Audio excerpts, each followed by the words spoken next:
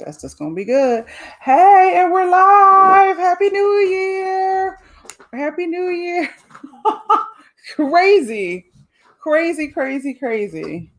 I'm late. The first time I'm late. The first time, the last Kiki combos, and I'm late. Hi, Marsha. Happy New Year. Happy New Year. Let's wait for some people to come on. Hey, Anna. Happy New Year. Hi, Jim. Happy New Year. Yes, I'm so sorry to be late. Hey, Paula. Happy New Year. Yes. How is everybody today? And welcome to the last KIki Conversations of 2020. What a year. What a year. Everybody's coming in. I got to keep my glasses on because I can't see. Hi, Sue. I miss you. Happy New Year. You guys will have your New Year after us. Yes, after us on the East Coast, we'll already be sleeping.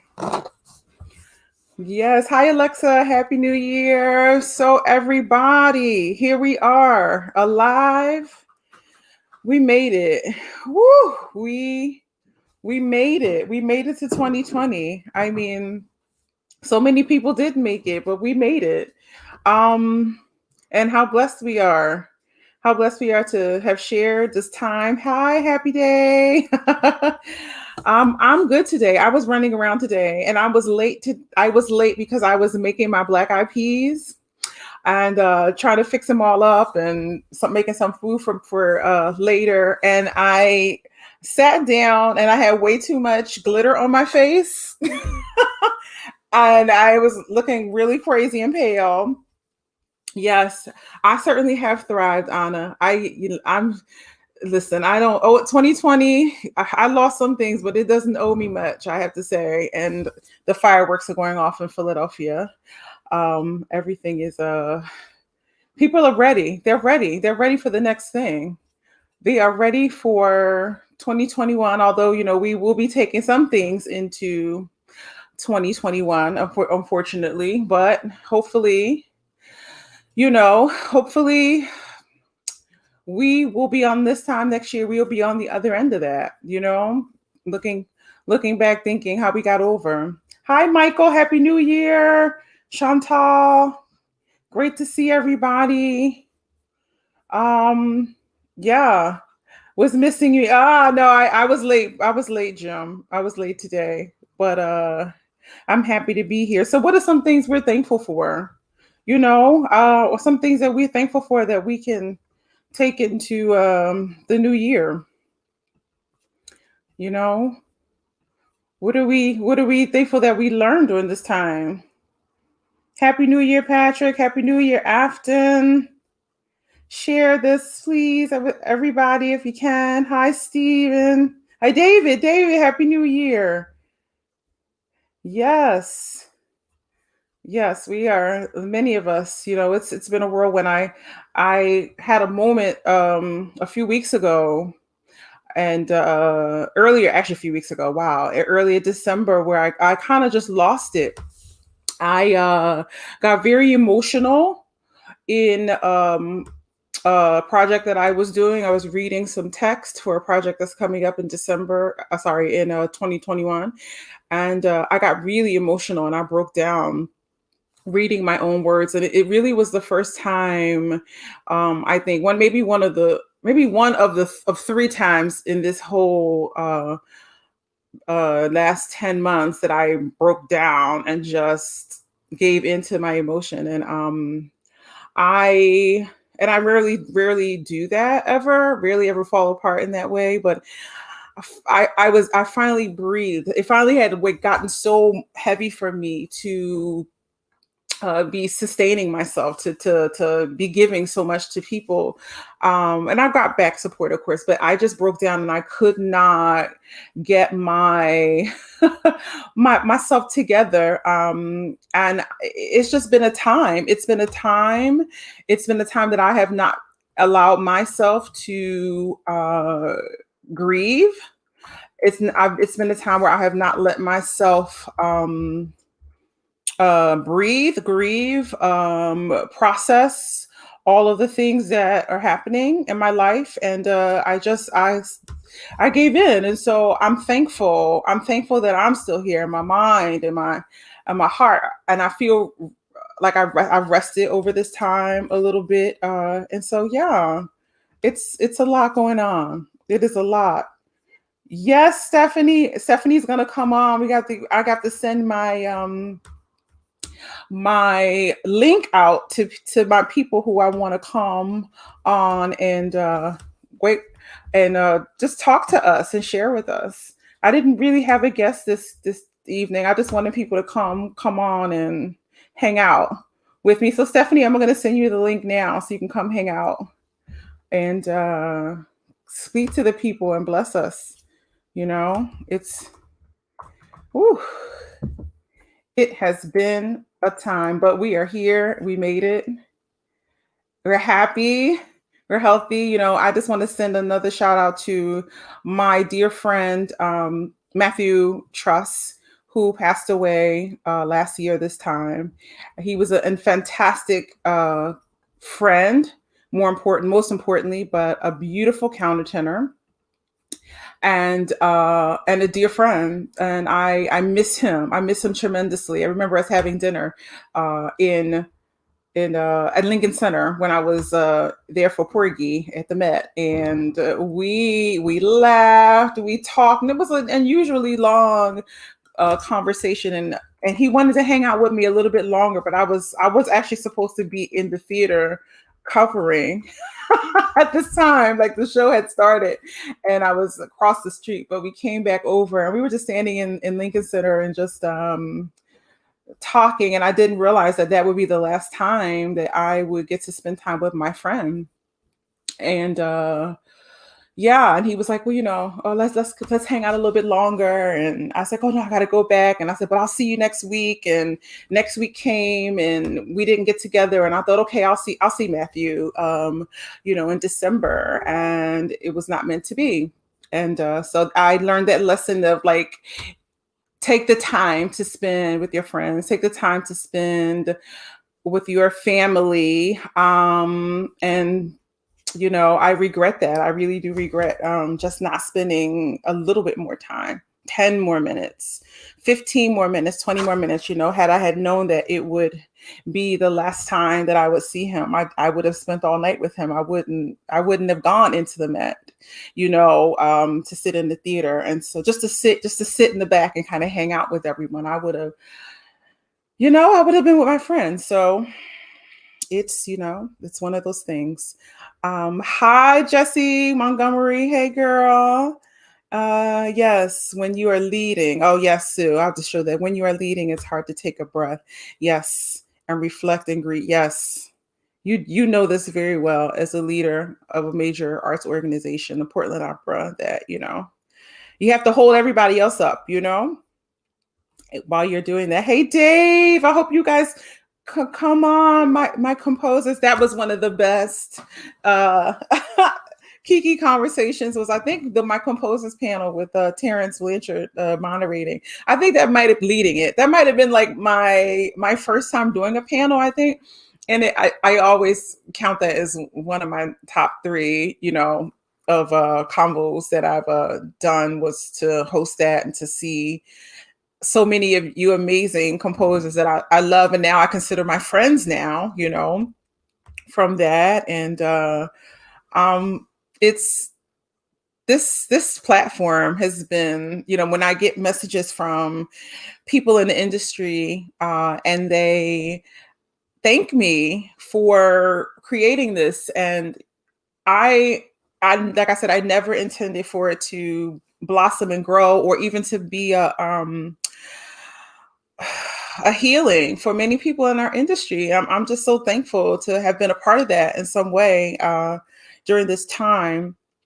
And I look forward to more. We're not going anywhere. You're going to continue. We're going to expand, and we want to reach other audiences and bring mainstream into classical music in a way, and let them know we are too doing some amazing things in our art form, in our industry, just like other art forms are doing. And so yeah.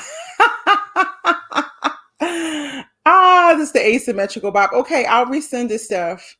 Yeah, it's the asymmetrical. Thank you. I tried to do my best. Yes. Oh, are you gonna come on, John? Are you gonna come on and hang out with me? It isn't doing anything. Let me see. Oh no, let me send it again. See. Let's see. It says it's not doing anything. So what's going on, everybody? As I'm getting people to come on, and I normally do this ahead of time. Let's see. Temporarily. It says it's not working. They're fixing it. Oh no. For now, please copy the link to. Oh, let me do it again. Let me try it again. Thank you guys for being patient. Paste. Let's see. Let's see if it comes back on.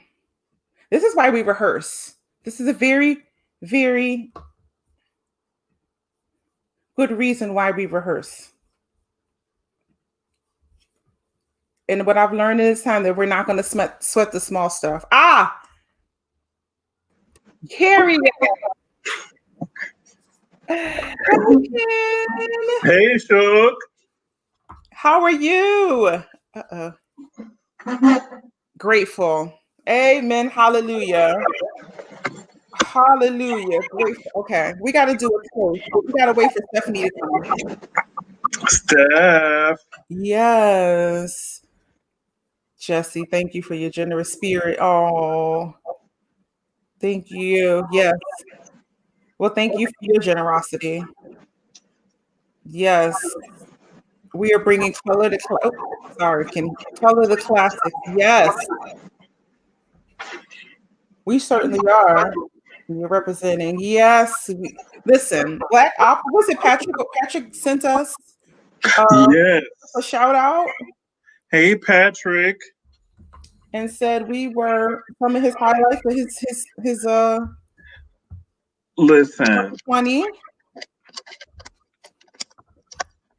Yes. So talk to me, Kenny. Talk to me. Listen, I am, like my shirt says, I am grateful, grateful, grateful. This year has been extreme. When it's been great, it's been really, really great. But when it's been bad, it's been horrible. Horrible, horrible, horrible. Horrible. But I'm taking everything positive from it. Absolutely. But we're here and we're thriving and we're sharing and we are building up and we are lifting up. Jermaine, how are you, boo? I love you. And love everything that you're doing. Yes. King of Fashion. I had a dance party all planned out. I had my clips and everything all planned out. And then I started cooking. I was cooking too, and I thought I was late. No, I was late. And then I had a issue with glitter and carrying ons. So but what I'm ready for is for the DNC to stop sending me emails asking me for money. Absolutely. I want that to be over. For money every day. It's ridiculous. Consistently. Yes. So I'm gonna set a cheers because I know that people have their evening that they want to get to. I'm cheersing to better, stronger, and with your family. And hi, Steph. Hello. Hello, Grand Dame. It's finally working. It wouldn't work on my iPad. I don't know what's happening. It's 2020, still has her clutches in us, and she's like, I'm not done with you. It's all right. I'm all connected. I'm getting myself together. The dog is having a conniption fit, but I have a glass of wine. Please toast. When you want to do the toast? Who wants to do the toast? Go ahead, Kenny Stephanie. should do it. No, Me? go, Kenny. You do it. You do it. If it's your anniversary, right? We need to celebrate. Here's to 2020. Please let the door hit your ass on the way out. Bye, bitch. Bye, bitch. Thanks for nothing. Hit the road, Jack. Oh man. So Stephanie, we're just talking about some of the things that we are thankful for, grateful for in this time, but mostly what we learned during 2020. I learned a shitload of songs. There's no lie about that.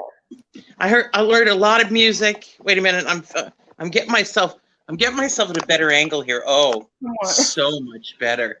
Oh, so much better. I learned not to take myself so seriously. Mm-hmm.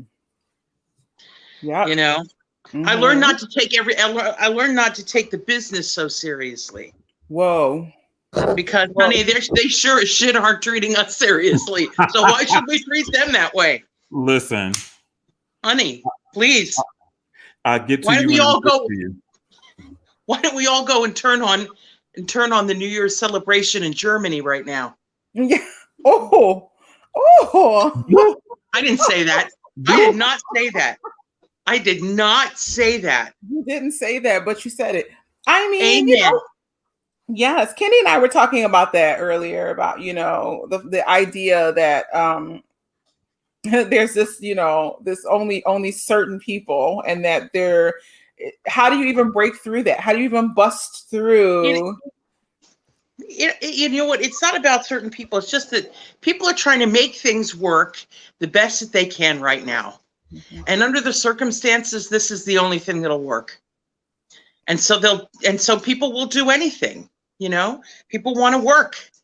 People want to work, and I admire, and I'm happy. I'm happy as a pig in clover, as my mother used to say, that people are working. Yes, good for them. It's great, but doesn't mean that we can't have some sour grapes too. True. Or that you can't have people, you can't have more, because you can have more. Well, the thing is I think that we're on the precipice. We've all discussed this to death this year, but I really do believe we are on the edge of something really exciting. Mm-hmm. And I have been. I'll tell you what I'm what I'm really most thankful for right now, and that is that the two of you have introduced me to some really amazing artists this year. Wow. I am really grateful for that. I mean, really amazing artists. And I'm not the only one you've introduced them to, I think there's a lot of really great young artists that are just getting their foot in the door right now, and people who've been around for a long time that nobody's been paying attention to, and now they are. And I think that's great. And so that I'm grateful for that. I'm grateful that you two have taken that on. And it's been very beautiful to watch. And there's a lot to be thankful for. There really is. We have a vaccine. Granted, it's way behind, but hey, we have one. Yes. June is excited. Look at her. My God. I think the pets are so excited because we can get out of their space. They're like, hit the road. Wait, aren't you supposed to be traveling? Get out of here. Let me miss you. My dogs don't give a crap about me anymore. June does give a crap about me. The problem is for the last 48 hours, she's been farting to beat the band. Oh, it's been really. Anybody who knows Boston Terrier farts knows that is just not a place you want to be. Here we are. No. Here. The dog farts. Bye 2020. Bye 2020. Bye 2020. Go ahead, girl. Get out of the room. Yes, yes, yes. So I mean, okay, so do we even remember February at all? Do we remember February? Yeah. Do we remember what was going on in the world? Because I went down the scroll to see all of the thank you, Nicole Heaston. I hope I see your pretty face today. Scrolling to see all of the events of the year. And I was like, oh my God, I forgot there was brush fires or that there were all these floods. Oh, yeah. Horrible. Australia was on fire. Yep. Horrible. Exactly. I know what I was in February. We were rehearsing our opera at Bard. That's what we're doing. I didn't even know what existed in the rest of the world for that entire month. Right. Absolutely. Absolutely. You know? And then we walked out of it. And I remember, what I do remember is that I had one of my best friends was, I know, isn't that terrible? Isn't that awful, John? That is just awful. Dog farts. A very, very dear friend of mine came to our opening performance. Mm-hmm. And I lost him after the first act. And I thought, oh my gosh, has he left? And he didn't leave. He went to a part of the theater where there were fewer people sitting. Because he didn't feel comfortable being too close to people. And I hadn't thought about that. I really hadn't. It did. All I could think of was, wow, we've got a really good size audience here. This is wonderful. And he was thinking, I don't want to sit right next to anybody right now. And all of a sudden, after the intermission, I became very aware of my proximity to people, and also to people coughing in the theater. You know, we always pay attention to coughing in the theater because it drives us nuts. But this was a completely different concern. And that was kind of shocking. And the day after we closed, we had classes, and then everybody was sent home. It was just crazy. So, yeah, that was February. No, March 10th, we all went home. Yeah, March 10th. Yeah, and I remember I was going back and looking at some of the old combos, and you know, Janae was my first, and then Ross, Terrence, and Robin, and Ross. You guys came on very early on, and I think the day that Kenny and I think Joel passed away. Joel Revson passed away. The day that Kenny and I had our and right before the George Floyd murder. Was that or after? It was the week that it happened. The week that it happened, right? And I went back and I started, you know, looking and listening to all of our conversations, and how we were so hopeful that we were going to get back so early on. And it was like, oh, this is, you know, a few weeks, you know. Yeah, we were trying to hold on to our summer. Yeah. Child, and then we got to the George Floyd's murder, and we really knew, like, it was like July. No, when we had done like the LA panel, I guess, like we had, by that time we all like we're not going back for the fall. No, like, no, but that LA panel was like the beginning of everything online. It was. I see. I started Convos in March. And then April, and I forget when we did the panel, but the panel was really the thing that bust the door open in our industry. And I'm gonna ask Russ to come on, and because yeah, that was crazy. Yeah. Kenny, what did you think when you heard and you saw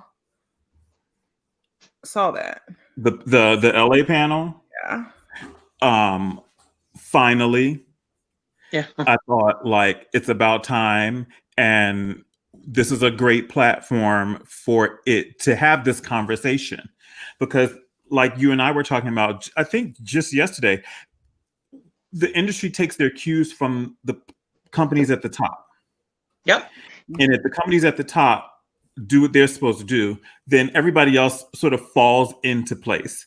And for LA to take that on at the time, as being one of the top companies in the country, in the world, I think it was a game changer, because then after that, you know, the New York Times was getting involved, and, you know, Opera Wire and Opera News and all of these other entities that are about the industry started to get involved. So kudos to them for doing that. What I want to see is the follow through. That's what I'm interested in, really, is the follow through. What are you going to do now that we've paneled ourselves to death? I don't want to talk about diversity anymore. I don't want to talk about inclusion and all of that. Just do the right thing. Mm-hmm. Just do the right thing. Absolutely. And I'm going to ask you. It made me really, really aware of things that I remember being in a big company a few years back and seeing all these amazing artists of color in the theater and thinking, why is the only time that we have all this beautiful diversity of talent when they're doing Porgy and Bess? Why is it only when we're doing Porgy and Bess? And thank you, dog. That's my girl. She needs to go into casting. And the conversation now has moved beyond that, which is wonderful. And I think that's what these panels have done. You know, they've made people very aware, and they've made people start talking, and made me watch everything differently. You know what I thought when I watched Wonder Woman 84? I'll tell you what I thought, besides a lot of things. I thought, why is it that the very first person of color that I see in this movie is ogling a woman in the park? Is a total creep. Yeah. Like, what is that? And they really had the camera on him for a long time. Like, why is he black? Wow. And then the only other two, one was a homeless guy, and another guy was another creep. I'm like, what is this? What is this? Beyond being a really bad movie. Yeah, you know? That's the thing. That's the thing. That awareness now. Everyone's awoken now. Hey, Russ. Hey, guys. Hey, how are you? You working? Yes. Listen, I will be Ike to get you where I think we should be going. Absolutely. Absolutely. Hey, Stephanie, how are you? I am doing great. All the better for seeing you. Oh, thank you so much. Oh, dude. Wrestling the dog toy. Wrestling dog toys. That's my whole life. She said I haven't been on combos in months. Right. So we're just talking about earlier in the you've been on, so you know what we're talking about. Yeah. I heard you guys talking about that LA Opera panel and everything. That was game changing for a lot of reasons. And I'm glad people paid attention. I'm glad, boards were paying attention. I'm glad administrators were paying attention. And I'm like Kenny, let's see the follow through, meaningful, tangible things, not just, putting up a plaque, blacking out situation, let's see meaningful change. Yep. No more black squares. Thanks. Right. That was a thing. It really was. Mm-hmm. And then all of these solidarity statements. Think about that. All the solidarity statements that they made. The phone calls to their black friends and colleagues, and said, "Hey, help make sure I'm saying the right thing." So hopefully, sure I'm saying this right. Exactly. So hopefully now in December 2020, we don't have to call our friend and say, hey, like we've taken classes, we've read books, we've had panels, not that we're going to be perfect and not make mistakes, but we're at least going to 101 it. 101, like, let's have the first step, 101, and then we can continue to grow. Absolutely. That's at least the baseline at least. Exactly. Oh, what y'all drinking? I'm drinking champagne, but I'm lightweight drinking it because we have a bottle that we pop every New Year. So, our brand. So this is my combos. But she's still looking for a wine sponsor. Listen, yeah, you got to hashtag some of them. You got to hashtag some of those vineyards. Exactly. Tag them. Mm-hmm. You got to join Naked Wines with me. I adore Naked Wines. Only because it has naked in the title. Yeah. That's the best reason. It's the only reason. No, it's very nice. They support small vineyards, which is great. Nice. I like to do that. And they ship everything to my house so we don't have to go to the store. Exactly. What you're drinking, Kenny? Because Kenny is drinking wine, and he normally drinks a cocktail. I usually have a cocktail, but I happened upon the Kettle One Botanicals line. And I'm trying not to suck the whole bottle down, like in the 3-day period that I've had the bottles. And so, they're good. Oh my God, they're so good. Yeah. They have 3. They have cucumber mint, they have the peach and orange blossom, and they have the grapefruit and rose. Mercy, God. So I'm just trying to calm down. Listen, we all start tomorrow. They always say, well, tomorrow. Right. Do the right thing. Listen, I have my Everything will change tomorrow. Everything will change tomorrow. Oof. We'll all be mysteriously vaccinated, and then we can all just go around piling on top of each other like a bunch of puppies on a sofa. It'll be heaven. Right. I'm also drinking out of my McDonald Land 1977 McDonald Land glass. Listen, those collectible cups. Honey, this is my grandmother used to have all the cheese. Burger King. My grandmother used to have all the Burger King ones. All the Burger King ones. I don't know about you, but I have David and I have now officially over the last several months gone through all of our Metropolitan Opera bottles of champagne that we've shared and we've saved all these years. Oh, they're all gone now. They're gone. They're all gone. Bye. I don't know. Are they staying or are they going? I don't know. They're gonna keep that going because do they have a sponsorship with them? Maybe they'll go to Naked Wines. Who knows? Right. Who knows? I should not have started drinking. I shouldn't have. Maybe they won't ship. Hopefully they don't ship them to Augsburg or something. I heard that. I heard that conversation earlier. I just wanted to get in there. Listen, the orchestra members are not playing. Did you see? I saw the cartoon that someone drew. Did you see that one? Yes. Holy crap! Oh no! What do we think about that? I can't. I must not speak. We're not going to say. I'll speak. I probably shouldn't, but I will. But I think there's something to be said about shipping American singers to Europe to do a concert. I find that very odd. I don't know. I'm happy that everybody has an opportunity to work, but why couldn't that have been? Wouldn't it be great? Wouldn't it be beautiful if that was done in America? I don't think it would have been possible right now. I don't think. Well, I know some theaters. I know some theaters that have been letting people at least come in with no audience and record. That's not what I'm talking about, though. I'm wondering if it has something to do with the union negotiations and working in a union house. Okay. Are they? I didn't even think any negotiations were really happening right now. Well, they're not. Yeah. And that might be the problem.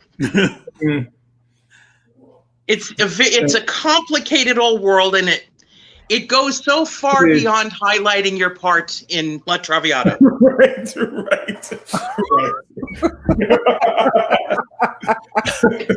Yeah, it sure does. Yeah. Speaking of highlighting your part, have you guys ever sat next to a colleague and then looked over at their score and there was like no translations, nothing, like nothing on the page, no notes, nothing. I always want to assume that that's that they wrote so much in their old one that they had to get a new one. Oh, you're so kind. You're so kind. No, I'm not. And I'm not, Russell, and you know it. But then you go, okay, well, we have how many weeks? Okay, we got time. Right. And then on week 3 you get that blank stare in their eyes as you're singing to them. Like they don't know. They don't know. I know. People know that's some parts that the fans don't, they don't care. They just want to be entertained. So I want to say, like, okay, so we go back to the theater, right? And we're back in the theater. Do we want all of the same audiences? Or do we want people that may not necessarily love the traditional art form, but they are flooding the theater because they just want to be there? Like, they want, updated, productions. They may not want the standard war horses. They may want a little bit more of a mix, but they're like dying to go into the theater. I mean, what kind of audiences are we like? Yes, I just want somebody, right? I just want somebody to be sitting down. Someone willing to pay for a ticket and willing to put their hands together at several points through the night. That's all I really care about. I think those people who are higher pay grades than us need to be worried about butts in the seats and make sure they're reaching out to other people, other groups of people. I think that's very important. And I know some of them are. I hope they're taking it seriously. But yeah, I think that's important. I just want anybody. I just want to sing in front of people. Right. Yeah. I want the people who really want to see opera and then have them all bring a friend. I think what we should do is a 2-for-1. We should do 2-for-1 tickets. All right. Mm-hmm. You buy a ticket, bring a friend for free. That would be awesome. It's going to take a long time to get people back in the theater. And I think that if we did something like that, 2-for-1 would be wonderful. Or, if you bring a kid, your ticket's half price. Mm-hmm. Right. You know what I mean? You get a half price ticket and a free ticket for your kid. I just think we need to do what we can to really engender the most goodwill that we possibly can with the largest number of people. Because really, that's what the art form is all about. That's what it should be all about. Mm-hmm. Reaching the largest number of people. Yeah, we can. Evangelizing. That's what they. Will you tell me why did all those people go to those stadium concerts for those 3 tenors? Why? Right. No, I'd like to. I mean, really. Does anybody out there have an idea? Why? I don't know. But I went to 3. I went to 3 of them, and they were. Listen, I was lucky I got free tickets, but I went to 3 of them. That's amazing. But I mean, I would really. Has anybody ever done a study? Did anybody do a demographical study to figure out who was going to those concerts and who was paying for them and who was not? I would like to know. I mean, because they clearly latched onto something that was, these people were not paying $2. They were paying big bucks to see those concerts. Really expensive. Expensive. And so why is it? What was it? Because what we offer in the Opera House, I'm not saying it's better. But there's more to it. It's more complete. Yeah, absolutely. Yeah. Somebody said because I agree, John. It is because of the dulcet tones, because those are 3 outrageously amazing voices, but we all have to realize that, though I adore all 3 of those voices, they're not the only 3 voices. Right. So Carlene said, and I'll go back to it, that people go when they know it's an event and they have an experience. Yes. Yeah. Let's get back to opera being as bold and as an experience as it is, not can be, like, where there's a spectacle, and excitement. Mm-hmm. People would hurl themselves over. I think that might have been our interview, Stephanie, about people hurling themselves over the balcony at the moment. So somebody was saying something about that, and like, how can we get back to that? And sleeping outside days before just to get tickets. Just to get a ticket. That's right. But I think Carlene. Sorry, Russell. Go ahead. No, I was saying somebody mentioned Bocelli. Listen, say what you want to say about the guy, but the guy is selling tickets for people to hear him sing opera. And I would love to know what it is, but I think Carlene is right. They made it an event. It was an event, and now it's like we're begging people, please come see us. Exactly. You know what I mean? Please come see us. That's not the same thing. Yeah, I have to give a shout out because Carlene is my mentor. Carlene was my opera director in college. I've known her since I was 19 years old, 20 years old. Wow. And she was my Hey, first real Carlene. opera director. And everything I know about stagecraft, I learned from her. Oh, Awesome. Carlene, hi, welcome. She is amazing. And she's now running HGO Co. Yeah, she's amazing. Well, I see you next week, Carlene. I think we have to go down and do one of Larry's song and dances. Maybe I'll see you next week. Yeah. You should do a KIki Convo with her. She's amazing. Awesome. Amazing. Awesome. But she's right. The idea of, you know, the problem is that the people who are presenting opera have become apologists for an art form that they are supposed to be upholding. We don't have anything to apologize for. Well, that's not true. There's a lot we need to apologize for. But in terms of the art form itself, Right. it is a wonderful art form that is capable of doing amazing things. People have perverted everything on the planet. Anything can be perverted. It's easy. You can pervert the Bible. People do it all the time. Just watch Fox News. You'll see it. There you go. There you go. But the idea of human bodies getting together and creating something this grand, this amazing, that something that is a witness to the power of the human spirit and the human voice and the human brain and creativity, that's all wonderful. And then you have assholes who pervert it, but the pure thing is great. Mm-hmm. Yeah, it is. It is. Oh, okay. It is great. Like when I talk about opera to people are like, wow, you get so excited when you talk about it. I'm like, because it's an amazing thing, you know, even classical, going to symphony, going to see live theater, just sitting there and experiencing art alive, right? Right. Alive. Like even when you go to a live theater, because everyone knows I love hip hop, and Robbie and I go to a lot of like hip hop concerts, mostly underground stuff, but like the pulse in the room and the sound and the activity and the waves and everything that's going on in live theater, it's you know, this you can't replace that, and you cannot and you should not apologize or water it down or dumb it down to, you know, a Barbie dolls and pushing it and promoting it is that. Yeah. People know when they're being conned too. You know, people know when they're being pandered to and someone's trying to con them. They absolutely know. Yeah. I dare anybody to sit in an audience and listening to a Verdi finale, first act finale, not to lose their shit.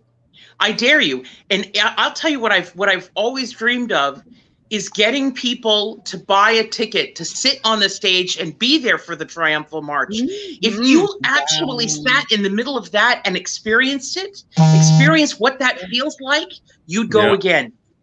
You'd go again just to experience that high. And can we please talk about what Marsha just said about Regie porn and what's that done to this industry? I think y'all know more than I do about that. But I'll tell you this though. No, really, I'll tell you this. But we can talk about this Regie porn to coin Marsha's phrase there. but people are packed in those theaters in Europe when that stuff is on stage. But they're in Europe, Russell. They're in Europe. But do we really see that kind of stuff in America? I mean, I don't go to the theater as much as Karen goes to the theater all the time. I don't go to the theater as much as somebody like Karen does. But do we really see stuff like that? I have not seen anything like I see in Europe. Any of that racy stuff, like edgy stuff. They were pushing the boundaries. It's not even the same story anymore. Right. I don't see that like a load of men with their pants around their ankles taking a shit at the top of an opera. A ballo and maschera. Yes. Yes. Yeah. No, I agree. Go ahead, you no. You go ahead. You go. I got a dog I have to deal with. She's upset with me. No, I was just gonna say I don't see a lot of that in America, but the minute you do see something that is a little bit racy, people, you know, there's and I'm like, what is like? Cut it out. Like, just listen. Only in America. Yeah, but I don't. Look at the Pornhub and all that stuff and all that. I don't know what you're talking about. What? What are you talking about? What? I'm not going to tell you I don't know what. Listen. I know what you're talking about, but hold on. but hold on. Free porn numbers are off of the chart. Listen, I heard they have free subscriptions at the beginning of the pandemic. Look, trying to keep the numbers up. Trying to keep the numbers up. Like, what else you going to do? Right. Sitting at home by yourself. See, that's the kind of regie porn we need. If we start doing that, they'll just be beating down the doors. Right. I had to invite Miss Marsha since we invoked her. Yeah. We're talking about Pornhub and free porn. No, you are talking about Pornhub. Oh, sorry. Right. I was just saying that Marsha, give a little bit more. Yeah, give a little bit more of what you were talking about. I'm just saying that the numbers have been off of the charts, apparently always. And then people go to the theater and they see a nipple and they're ready to write the general director and say, I'm pulling my subscription. Like, what is going on, people? That's not what I thought when I saw Akhenaten. I was perfectly happy. I thought, bring it on. I wanted more. I was like, is that it? I love Pornhub. I love Pornhub. I think what drink number are you on, Marsha? What drink number is that? Karen, I think you found your sponsor. Wait, what am I doing? KIki Konversations sponsored by Pornhub. I will never sing in anybody's opera house at that point. Listen, I think Marsha's point about regie porn is that there was a long time, or maybe it started about 15, maybe even 20 years ago, where where the emphasis went away from the singer and went to the director. And they tried to do that more in the United States. They wanted it to be more about regie. And we're not like that here. We are celebrity whores here. We want to, we want Real Housewives. Right. Yeah. And No.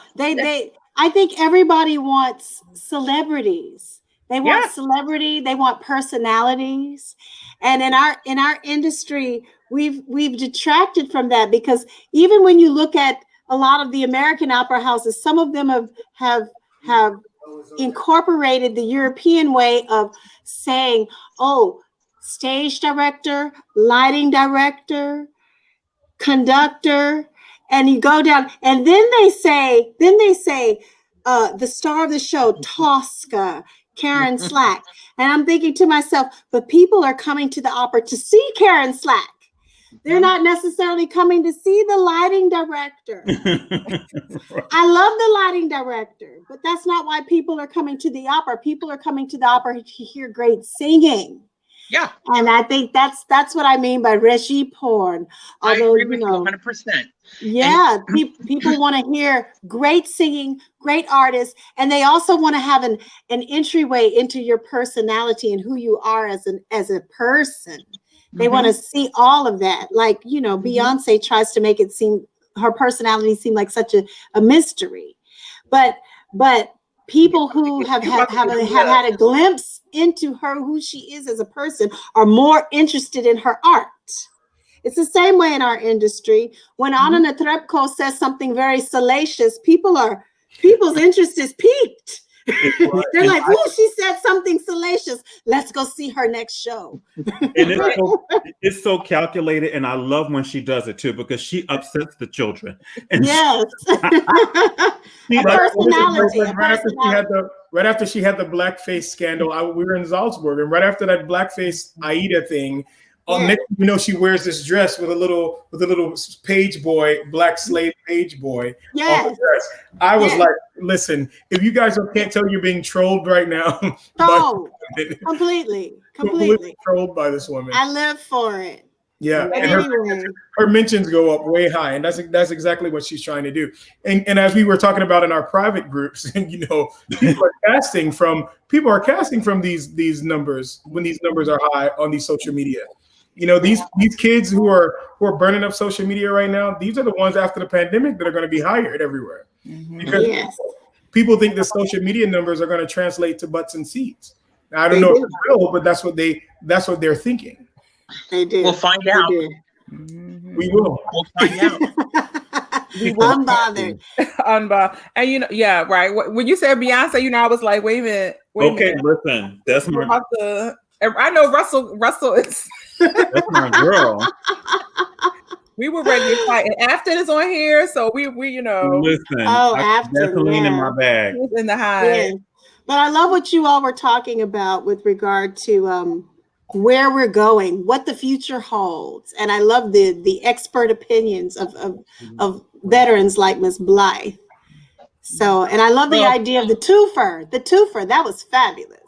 I think, well, I hope somebody heard it, because I think, you know, the problem is that the subscription era is gone. Right. It's gone. Nobody wants to subscribe to anything because people don't want to plan that far ahead. We have to be with, and the other thing is we have to make, and the Met really actually has done this very well. You know, these last minute seats are great. It's a good idea. Americans right now, they want to be able to do what they want when they want it. And if it's like 15 minutes, they go, oh, I want to go see the opera. That's what they want. We need to be able to do that for them. Nobody wants a subscription. Nobody. But hold on. But this is a question I've been asking this question all summer long when I talk to the various people. What is the answer? Because the subscriptions, buying subscriptions a year in advance, give companies capital to start with for the season. You're absolutely right. What's the solution? The solution is corporate funding. So corporate numbers are way up right now. We've got to approach corporations, and we've got to tell them, you pay no taxes in our community. Therefore, since you don't pay any taxes, you have to. I can't spend my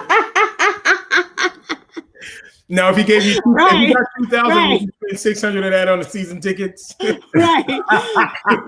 The corporations are not paying taxes like Amazon. Where are they paying taxes? So why is Amazon not giving $2 million at least to the Met? Why? Why are they not? Can we, Marsha? Why aren't they giving that money to Seattle Opera? Yeah. St. Louis, they get tax rebates in every state in which they operate, every single state. So they should be giving some of that back. It's going to be the first $1 trillion company on the planet. Why are they not giving? I need them to give. I need them to rectify the Mets deficit. That's what I want them to rectify all the I don't want to focus on the Met. I mean, me neither. Right, but that's just an example. That's just I get it because they probably have the most debt out of all. I've always said a penny sales tax personally, a penny tax for the arts and libraries in every state. If you take that's a great idea. A penny from every sales tax, every sale in America, that could fund every single library, classical music thing, museum, everything. But no one will ever do it. But that one penny, you know. I don't know, Russell. That's a great suggestion, and perhaps it's something that the NEA needs to lobby for. It's a great suggestion. They say they do it to help the streets stay without potholes, but that don't work. So give the penny to the arts, and we'll make it work. Right. We're already making it work, you know, with a computer and a microphone. Listen. Right. You know? I mean, listen, between Stephanie Blythe and Nicole Heaston, that's a whole season of song recitals all over the country. All over the country. But here, and you know what? And that's the beautiful thing that I think is going to happen at post-pandemic, is that all of these people who have now mastered how to get online, with a good microphone, with some good lighting, and sing a song or put a bunch of songs together and put something together are going to be those. They're going to be able to make their own art. They're going to be able to make their own thing and put it online, and anybody can stream it. You know, Sure. I think it's. Well, we just have to figure out how to monetize it. That's the only problem. Right. We're going to figure out how to monetize it. You know, Wow. It's hard. It's hard. I love And that. you know, I don't have any problem telling. You know, my entire season was canceled, like all of yours. Oh. My entire season. You know, and the way we plan, I mean, people have this very weird idea of how singers make money Yeah. and how much money we make. Right. Oh yeah. You know, and how expensive it is to sing. Ooh, It is Yes. expensive. You have to pay to play. It's like golf. Yeah. No. You absolutely. You know what, Marsha? You're absolutely right. It is. You It's like don't golf. have entry fees, but essentially you do, especially if you pay somebody, 10 hours of coaching for a role and 10 voice lessons Absolutely. on a role. Yes. And when Yes. you put all that money together, you gotta have money to make money, especially in our industry. Unfortunately, Yeah. it Yeah. does not work for those people who are at the lower level of the income bracket. Unfortunately, it really. Because there's an enormous amount of work that we have to do. Where's this feedback loop coming from? I don't know. Yeah. What somebody has a feedback. Another device on, maybe. Who's Wait, got an extra device? It's Yeah. Marsha. I'm just making sure. No. I closed everything. Mm-hmm. Well, it's better now. It's good. Mm-hmm. I closed, okay, so I closed everything, even LinkedIn. Mm-hmm. Oh my gosh. They sent me another damn email. I'm like, would y'all go away? Right. Them and the DNC. I'm done. I lost like, my train of enough. thought. I haven't a clue what I was No. talking about. No, Not a no, clue. you were yes. Okay. Tell her what she was talking about, because I've had too many drinks. Tell her. Corporations, taxes, taking the one. Oh, how much money it costs to do this job? How much Yeah. There you go. There's an enormous amount of infrastructure that we have to take care of. And I don't think that people quite understand that. There's a lot of, places that we work don't prepare us for where we're going and what we're doing. That's if right. That's right. There's an awful lot of stuff that we have to prepare. And not only that, it's about where are you living and who's going to pay for that? How are you going to get there? Who's going to pay for that? What are you going to eat? Who pays for that? Do you have a family with you? Do you have dogs with you? How I much stopped luggage? flying. How much luggage did you bring, Stephanie? Yeah. Oh, honey, I stopped flying. How much luggage did you bring? I always overpack. You have to have stuff. Like you have You to do do. this event. You have to do that event. You have to Right.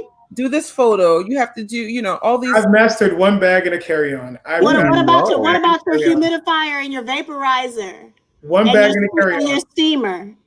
Listen, that's why I always upgrade so that I can bring an extra bag for free, because I can't do one bag and a carry-on. It's impossible. Yeah, I've I can't. mastered it. I can see. I bring two. I have 3 pair of shoes: a tennis shoe, a formal shoe, and something else.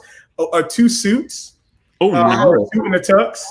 Wow. And then some jeans and t-shirts. I'm the king of jeans and t-shirts. I'm using t-shirts everywhere. Well, when you That's roll in cool. Gucci, you don't have to. Right. Come on, Gucci flats. The Gucci flats go a long way. You can just switch out a few pieces here and there. When you hold it heavy like that, say I'm lying. I have not a clue what you're talking about. No, So it's the Garanimals of formal wear. Do y'all remember Garanimals? Yeah. Mhm. Well, that was before my time. All you need is a few pieces. It's mix and match. It's true. I got a minivan, and I You drive did. everywhere. That's I drive what I was everywhere. wondering. And we load Wow. everything. The That would, dogs, be, the that would be husband. me for the next year. That would be me for the next year. I'm driving everywhere. Oh my gosh. It's the best. Yeah. Because then you Everywhere. really get to see the country. You get to meet people. You get to, I'm driving to Philly we on have Monday. driven through every state Mhm. and Right. loved it. I Loved watch serial killers too much, so I'm not driving through these cities and states and stuff. The killer is out there. I'm not doing Honey, that. Plus, I I have- drove. I have a 5-hour limit in a vehicle before I start to go stir crazy. I cannot do it. I cannot do it. I had a gig in Minnesota back in October. I drove from Shreveport, Louisiana, my parents' house, to Minnesota, straight up the middle of the country. No, And ma'am. then I drove from No, Minnesota to New York with all of my COVID purchases, with all of No, my ma'am. stuff. Yes. No, ma'am. Yes. And it was phenomenal, Kenneth. Kenneth, you're missing out. I'm telling you. Kevin, we have done the drive from I'll meet you there. we've done the drive from Scranton, Pennsylvania to Seattle 3 Yes. times. We've done Wow. San Francisco and back 3 times. We've done Houston, Dallas, San Diego. Honey, driving down for the Pacific Coast Highway, there is nothing like that. Yeah. Nothing. If you have not done the drive from San Francisco down to San Diego, you have not lived. Bless Seriously. you. It is so unbelievable. It's a beautiful drive. Is that the highway that they show on Ratchet when Yes. Yes, Yes. that's pretty the on one. the TV?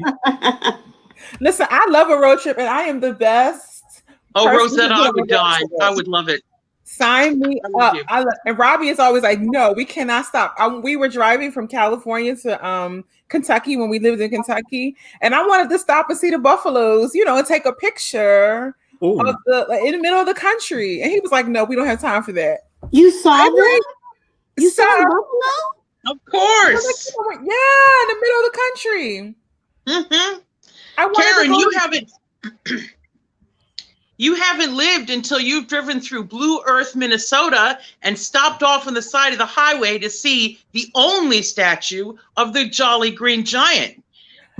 I know what he looks like from behind and underneath, baby.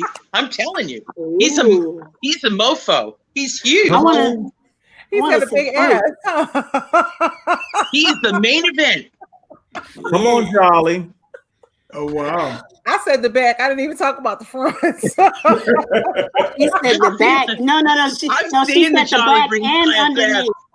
Mhm. She said Oh, the yeah. back and underneath. Honey, you can stand right underneath. Just look up. It's great. I have seen the Corn Palace. I've seen Wall Drug. I've seen Virgin River Canyon. You've never seen a canyon like that. Mm-mm. This is a reality show waiting to happen with the 5 hours in somebody's road trip. Opera singers on road trips. Imagine Opera singers on road trips. Can you imagine? yeah. where is Bravo? Get Bravo on the line. We gotta get David. We Somebody gotta know get Andy David Cohen. O'Malley because he's producing all kinds of stuff. Who is it? It's David. David. Oh, yeah. Lamelli, yeah. Gotta get him because the whole Dallas Opera stuff that he created, but shout out to Dallas Opera and all of those content creators, Mike Yep. Mays and Nick Brownlee and Elsa Vandihiva and all those guys, who created all that content over the pandemic. Well, David created the Dallas Opera Network so Dallas Opera has a TV network. So we need to get with him and figure out how we're going to do this. Right. Opera Didn't- singers across- Kiki, didn't you guest host for a little while with them? I did, and we were going to do a show, and we probably still are, but we got some haters in the industry who shout out black, but that's okay. We come in 2021. Listen, I saw a post you put on Instagram and you said hashtag debut. When I tell you, listen, I was like, go ahead, send it out there. Send it out there, Kiki. Send it out there. Where's my debut? Okay, Wakanda forever. Wakanda forever. I saw that. I was like, yep, you better tell him. Come on, contract. I want to see Kiki. I want to see you on the next season of Bridgerton. That's what I want to see. Listen, Can we talk about that? Because my God. I've already cast you as the queen. You are the queen. Yes. It's fabulous. Once you watch it, you will understand. You are the queen. Okay. And You haven't watched it yet? No. You Okay. haven't seen So let me just tell you this. So I have saw everyone going in for it. Like, yeah. I love this piece. I love this piece. I love it. It's so amazing, the show. And then I saw other people on other media outlets trashing the show. saying that it's horrible, saying that it's not authentic. Black people were slaves or oppressed, whatever. At this time period, we were da da yada. So I kind of was conflicted, like, come on, haven't we seen enough of that bullshit? I just want to see some good stuff. I couldn't give a crap. No more slavery porn. No more slavery porn. It made me feel so good to see a black and a black queen, and to see these young black women of stature in this place. Whether it's real or not, who cares? It's TV. It's meant to entertain. Yeah, exactly. And I've been thoroughly entertained. Yes. Thoroughly entertained. Yeah. Go ahead. No, go ahead, Marsha. No, I was going to say no more slavery porn. Yeah. We've had enough of that. I don't want people to forget that it happened by any stretch of imagination. But for goodness sake, come on now. Enough. It's just Regency Theater. We do this all the time in our industry. Yeah. All the time. And the only problem I've loved Bridgerton, and I watched it in a 12-hour period. I stayed up till 5:30 in the morning. My only problem, the sex is too fast and too angry, and not enough foreplay. Right. That's all I have to say. Listen, that's period. She's a foreplay kind of girl. That's the part that's accurate. But I am now, Russell. Come on now. That's period. Listen, Stephanie says she needs more foreplay. Listen. Always. In season 2, when I come into the show, you'll get all that. Isn't it your anniversary weekend? It sure is. Stephanie says she needs more foreplay. Listen. Always. In season 2, when I come into the show, you'll get all that. Isn't it your anniversary weekend? Uh-oh. Sure it is. Nicole's behind. Nicole, you're behind. So Nicole, you have to close the other Facebook page. You'll get all that. So you have 2 Facebook pages open now. Yeah. I had to do the same thing. That's what happened to me. Oh, is that what's going on? Yeah, you have 2 Facebook pages open. You were creating a Facebook loop. It was very exciting. Okay, is it good now? You're good now. Hey, y'all. Oh, you're so cute. Thank you. That's Miss Purple Robe series herself. Yes, girl. I voted for you today with 3 different email addresses. Thank you. I didn't know anything about that. Somebody had emailed me about doing something different, wanted me to vote for them. And I was like, okay. And I was about to vote for a friend. And then I was like, wait, my name is on here. It's spelled right, but my name is on here. I saw I had no idea. I saw a lot of things nominated. I was like, wow, like all these things are nominated for this.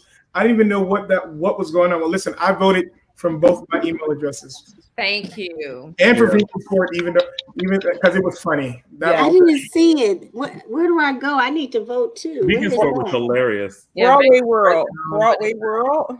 Yeah, Broadway World. Yeah. I'm gonna look on your page right now, Nicole. All right, Mama. I mean, who? But some of that stuff was spelled quite wrong. So who? I know. They even spelled recital wrong on the thing at the top of the thing. Yes. I said, mercy God. I was like, who is the online content editor for Broadway World? Because that was embarrassing. It's not the first time. It's not the first time. I've seen stuff on Broadway World where you could tell they don't have an editor. I mean, just like stuff is like just misspelled and all that. And I'm like, oh man, come on, y'all. Get it together, y'all. I'm just going to start calling it my recital. That's all. Because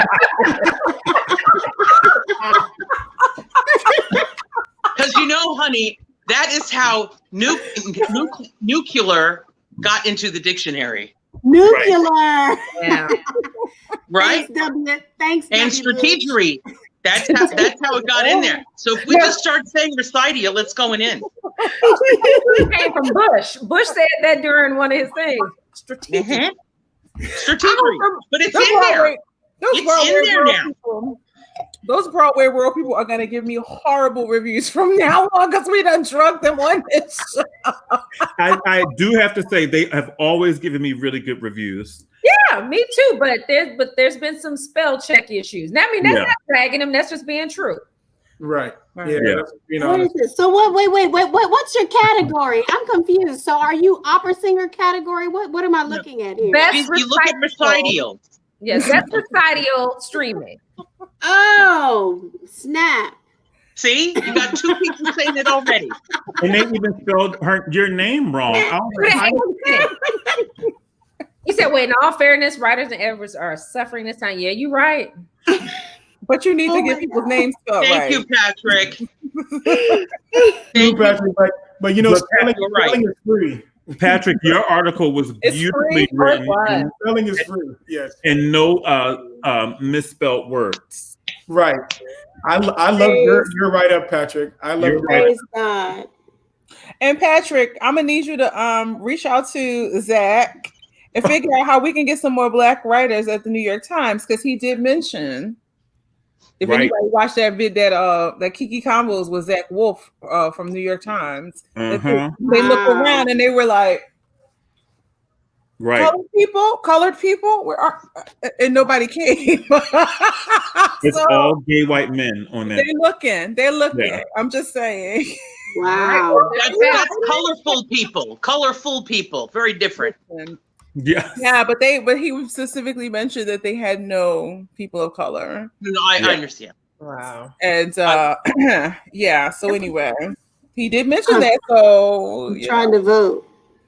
hopefully Marsha, We finally found it. But back to the important stuff. Back to Bridgerton, darling. Karen, you have to catch up. It's only 2 episodes. 2? 8. it's only 8 episodes.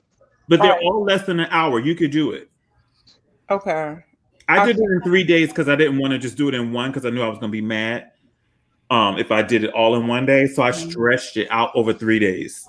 I couldn't do that. I watched it all in one day, and I loved every minute of it. And people, like when people complaining about saying that, it's not historically correct or whatever, Bye. it's all hyper realistic. The colors, I mean, like, you'll love the fashion on it. It's just, it's hyper realistic, and it's beautiful, and it's sexy, and it's fun. And I'm sorry, I was there for all of it. And bottom line is, they on the download, they say Queen Charlotte was Black anyway. So Listen, Facts. she's a fierce one. She runs that town. mm-hmm.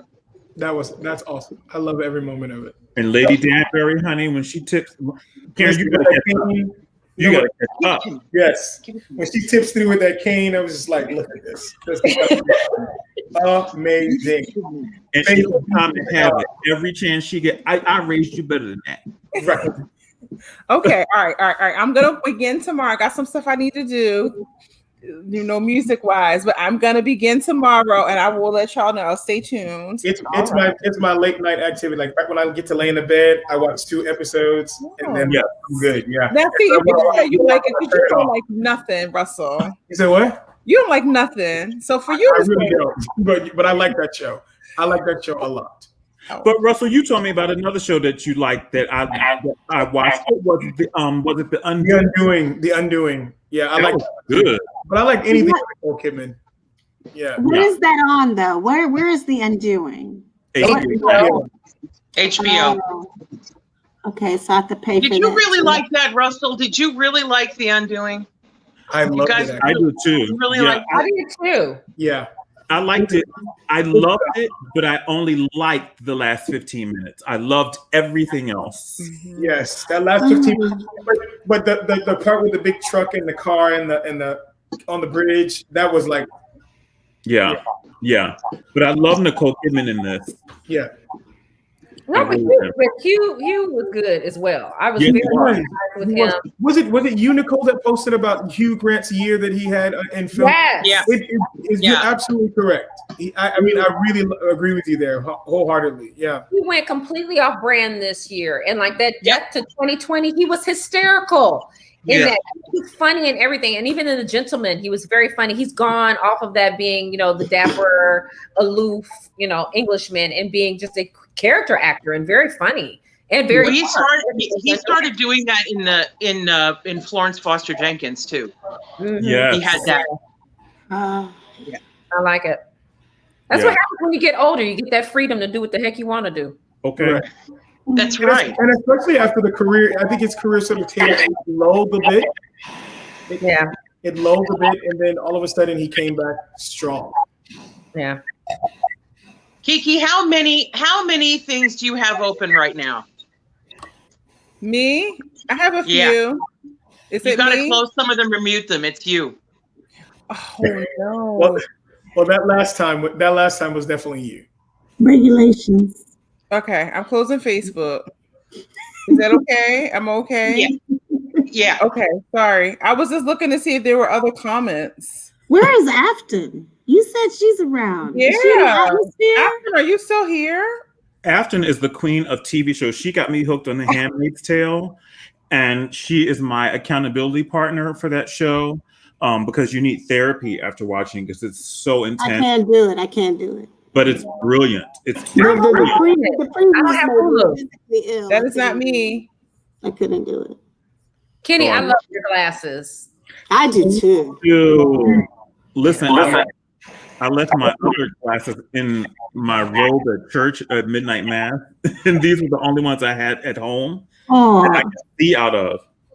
Those are nice. I had some frames like that I left on a plane in Berlin. And I'm so angry.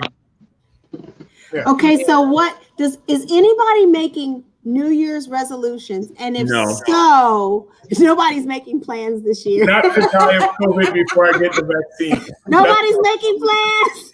Not to die of COVID Everybody's just before like, I get the we're vaccine. just gonna play it by ear. My That's plan, mine too. I'm going for Russell. my plan is to get jabbed in the arm with the vaccine. Okay. That's What did you say, Nicole? What did you say? I'm sorry. I said my plan is to get the vaccine. That's about it. Me too. Yeah, I was sitting there the other day. I was in the car with my daughter, and who sang that song? Never could have made it. That song came on, and I was like, and I just looked at my mask. I'm like, never could have made it. Yes. My best friend. I made it to 22. I made it to 2021. If I can make it the next 4 hours, I'm good. Okay. Yeah, that's Hawkins. Hawkins is the last name. What's his name? Hawkins. Yes. Awesome. Yeah. I don't know. I don't have any New Year. I'm afraid to make any New Year's resolutions. Like, it's one thing to make a New Year's resolution and like you don't do it, right? You're like, you get to like the 3rd week of January or 2nd week of February if you're lucky. But like I'm afraid to like make one, not because I'm like gonna break it, just because I'm like I feel like all hell's gonna break loose. Like, no. If I make a New Year's resolution of any sort, or if I act like what I think what it's doing is it's making us focus on a higher power and just trusting. Marvin Sapp, thank you so much, Jolie. It's making us focus on a higher power and just really honing in on our metaphysical meditation and just hope and just looking, just accepting each day for what it is. That's what I sort of see. Like, girl, I've been doing that for the past 9 months. Right. I know, but now we've been trained up. Now we've been trained up, right? Yeah. Listen, was it last week? I think both Kenny and Russell called me like, are you okay? Because I've been like MIA and and they were checking on me, and I was just like, yeah, I'm not. I was like, you all right, girl? I ain't seen you. I ain't heard from you. Ain't no noise. What's going on? Yes. And it's okay to not be all right. And that's something that I've learned recently. And that's a new thing for me. That's a new thing. Yeah, we're literally taking it one day at a time and just trusting in whatever it is put on your mind to focus on and to cling to. That's what you're tasked to do for that day. I think it's okay. Yeah. Nicole, how has it been to have your family? And Steph out, sorry. Go ahead. Whomever. No, ask Nicole what you're going to ask her. Yeah, no, about your family, and I mean, we've gotten to see your children and your husband, and another side of you, of course, with Purple Robe. But I mean, like, in this time, like as a family, how are you guys going into 2021, knowing that you're gonna, hope prayerfully your jobs will pick up and all these things and stuff. So like, how's it been for you guys? It's been fine. I have to say the last maybe couple of months have probably been the hardest because everything around us has loosened up. You know, people are just being more free with themselves. And I'm not really ready for that for my family. Especially in Texas. Exactly. You know, and so my kids, you know, they want to go and they want to do certain things. And it's just like, I'm at the limit where I'm like, okay, I need for them to be able to have some normalcy in their life, but it's just not possible because no one wants to follow any rules around me. So therefore I have to have boundaries. It's interesting to see what happens with this year as far as like, us going back to what we used to do, because I used to be somebody that was constantly running, taking them to this, taking them to that, running to this, running. And now all of that stopped. And a majority of it is us just being at home together. And we've enjoyed each other. I mean, me and my husband, that's my best friend. So we can kick it all day and just be, you know, ourselves. And now and also we're, 1970s, 80s babies. We don't need to be coddled. We can sit and watch TV all day and be straight. So, but my kids aren't. They're ones that need this, the stimulation all the time. They need to be entertained. Yeah, and there's only so much we can give them. So I'm ready for this to all be over so that they can get their lives back to normal. I'm fine. My biggest issue, like as far as my career, I would love to have some money coming in sometime in the future, like real money. Not virtual money, real money. That exactly. And sometimes people are offering you virtual money, and I'm like, no. But I want that, but I really want to sing with other people. I think that is just to sing with them in person and feel that visceral feeling that you get when you sing with someone, and that connection and hearing the orchestra or a piano and making music.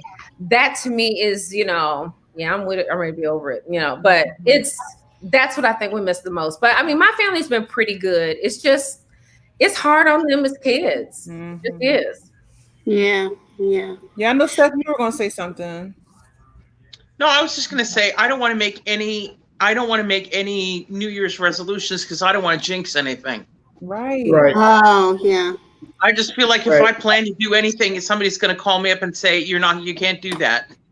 Yeah. And I want to give a very special shout out to all the people whose responsibility it has been this year to call us and tell us that our jobs were canceled. Oh, yeah. Because that is a really rough job. Oh my God. And those folks who represent us, who work for these companies, I mean, our own personal representatives, but also a lot of the people that work for the various companies that had to close things up. That is a rough job, and they did it really well. At least mine did, and I'm very grateful to them. And I just don't want to jinx anything. Yeah. But I, like Nicole, would very much like to be working again. I would like to sing again. I would like to be on a stage because that's where I know everybody here. All right, who? Karen, did you just put on something? I did not touch a thing. Okay. I like everybody here on this screen and everybody who's listening, we got involved in this industry because it was the place that we found home. It was the place where suddenly we found that we found a place where we could identify ourselves. Yeah. Not as anything but singers. Yeah. And that is a very special club. And not to be able to do that thing that you feel identifies you has been a very big struggle this year for all of us, because it's made us all take stock in what we are capable of doing outside of singing, which is great. Yeah. That's the blessing that came from this year. Yeah. That's the blessing. There's plenty of things that we can do. That's not the point. The point is what we were born to do is sing. That's what we were born to do. And so when you see people who, I'll never forget watching Michael Phelps swim. I've said this to people before. The first time I saw Michael Phelps swim, I thought that man popped out of the womb to do this. This is what he was meant to do. And I know that that's true of me. I found the place, I found the space that allowed me to be the happiest. to not feel like an outsider, to not feel like some fat kid, you know? It made me feel good about myself. And so I miss it terribly because it's something that identifies me. And I think I'm glad that I had this time to think about that. Oh my God, you're gonna make me cry. I need another sip. I know, and I'm out. I'm all out of wine. I don't know what I'm gonna do. I need to call my hot. I'm serious, Miss Blythe, because that song that you wrote for your husband, I was like, oh my God, she's gonna make me cry again. That's right. I'm just writing. Now I'm just writing songs. I really am. I'm spending time writing songs. Now, after I wrote "Shut Up, Christmas, You're Drunk," that was it for me. Listen, I was so entertained and I was so moved. I was like, oh my God, why is Miss Blythe doing this to us? I am a little bit sad. I tell you what, Jim, you're right. Jim, you are absolutely right. And the thing is that what we have come to in this, forgive me for getting heavy. I'm going to get heavy because the girl has been that way for 51 years. We have gotten away from the idea of what is special. Because when we talk about that, we equal. Oh my God, I've lost my vocabulary. we define that by being elitist. That if something is special, it's clearly elite, and that's not true. Right. That is not the case.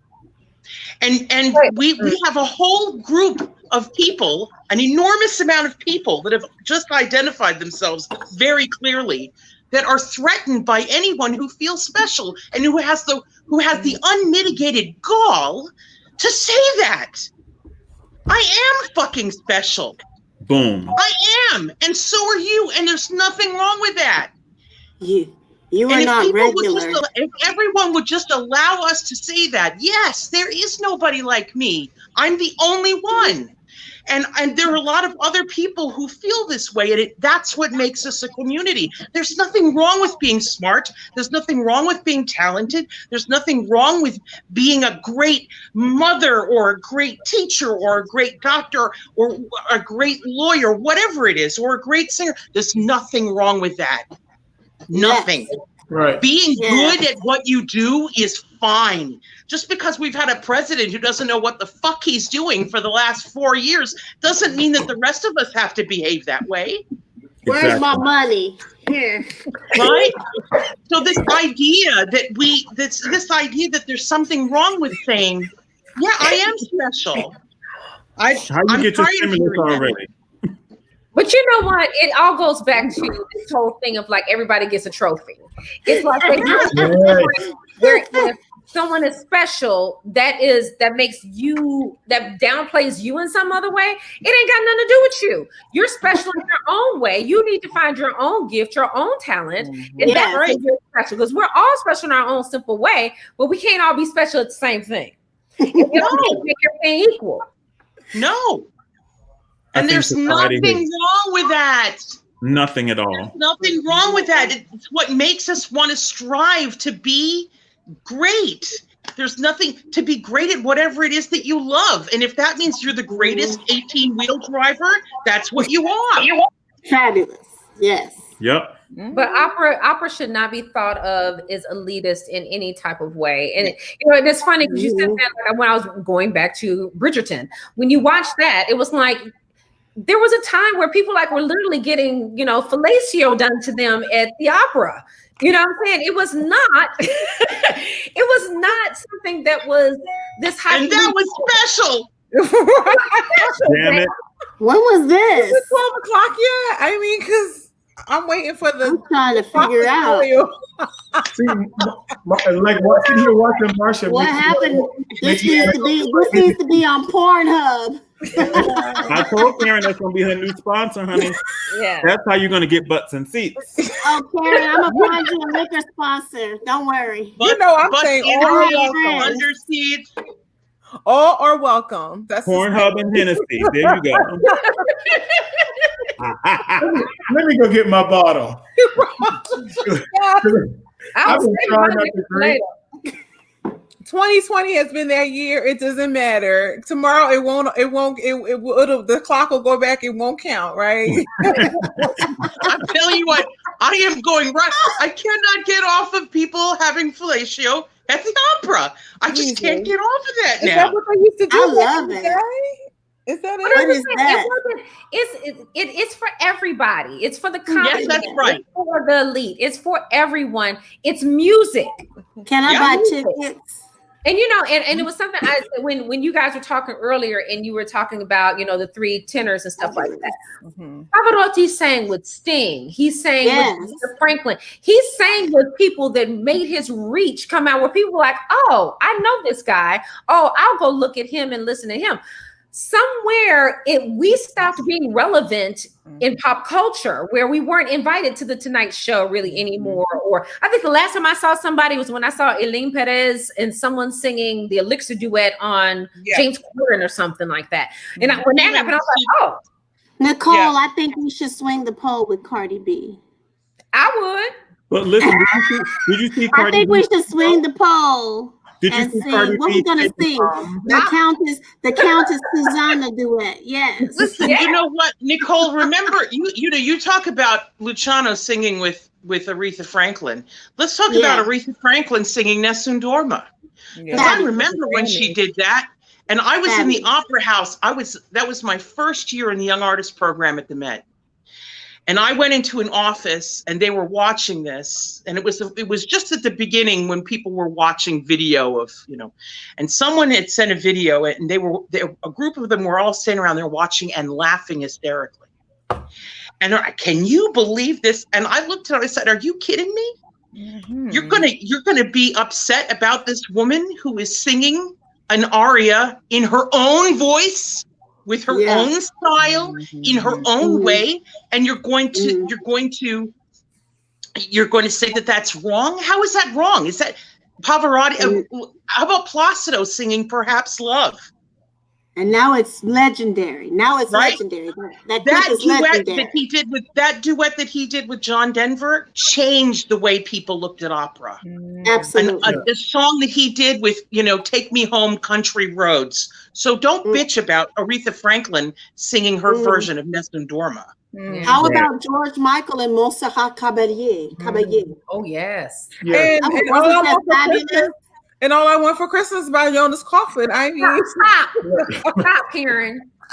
Stop. That's why I have. I'm drinking my drink right Draw now. the line. Drawing the line. There's a line. Draw the line. That's where it stops. Y'all hating on my baby, and you know what? That's okay. But you guys. I love him. You make perfectly good points, though. For real, those people, whatever people thought about Aretha Franklin singing Nessun Dorma, that audience was on its feet after she sang Nessun Dorma. Absolutely. And here we are, 20 years plus later, still talking about it. Still talking about it. That's the point. And by the way, you know why they were on their feet? The reason they were on their feet is because people think of opera as a more heightened art form than pop music or anything like that. And to see a pop singer sing an aria, it's like, they think it's something, because come on, we are all opera singers. Every time somebody asks us, what do you do for a living? We say we're opera singers. They're like, it's always a clutch the pearls. Like, really? It's that. So to have a popular person singing something, partially in Italian, that's an aria, it blew their minds away because people don't think it's something they can do. But when in actuality, if you went and got some actual schooling on your voice, you probably could do it. That's right. So absolutely. But can I ask you, what do you think about, the Bridgerton soundtrack has a lot of popular music that's been classified. Love it. And it's totally worked. That first song, thank you. It was Ariana Grande, the chamber music song, the first chamber music song they played. Thank you, next. Thank you, next. That was the first chamber music piece on the soundtrack. for the show. Yeah. I loved it. I said, "Oh my God, maybe There's the nothing youth." wrong. That crossing this Maybe stuff they will- over is wonderful. It's effective. It's Absolutely, effective. absolutely, absolutely, Yeah, absolutely. Laura That's what we, yeah. that's why when we my drag show mashes up opera and rock and roll all the time. What's your And it drag works show, Miss Blythe? What is that? beautifully. Is there a page for that? What is that? Yeah, Is honey, there a go look it page up for on go look me up on YouTube. It's awesome. But if you're gonna put Vesti La Juba together with Send in the Clowns, it works. Yeah. It totally works. If you put, we put Could It Be Magic together with Recondita Armonia, it works. Verdi Cries, we mashed together 10,000 Maniacs Verdi Cries with Celeste Aida. Wow. It works. Marsha, you can't turn that on right now. No. Mute yourself, girl. I know. I'm not. You know what I mean? It works. She is lit. Marsha, when did you I start? need to catch up. I need to catch No, up. I'm not lit. I'm not lit. I'm okay. When did you start? It's New Year's Eve. She's lit from the inside. She's been meditating. You Miss ain't Blythe, never get lied. me. You get me. We've never met, but you get me. She's been meditating right here, like me. I was meditating on this for a good while. Look what Oh look my at God. Holiday. the legends. You want to come on, John? Yeah. Come on. Oh my John, God. Holiday. It goes to show that good music is good music. Some people Oh, who sorry. are watching Bridgerton will never know that I was Ariana Grande. Boom, I knew that was Ariana Grande. I'm It's an one original of Holiday. the goals that I've had to demystify. Thank you, John. It's fabulous. The John Holiday child. He had us like all together. He had me listen. Yes. He had me watching singing competition shows after I Okay. swore that I would never again. Amen. After J Hud didn't make the top five, got booted out of the top 5 of American Idol all those years ago. I was Listen. salty. You were My- mad. You were still salty after all Yes, those I years. never, and I Russell. said I will never watch another singing competition show, and I had nothing.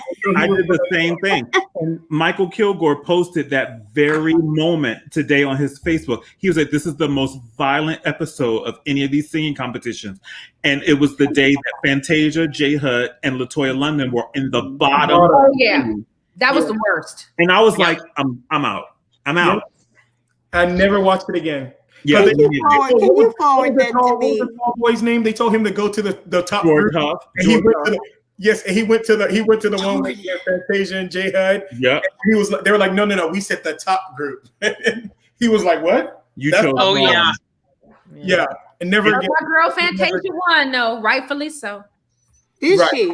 I couldn't remember. Oh, what? Wait a minute. No, Nicole, is it Fantasia? Oh no, it's J Hud that No. just is your favorite.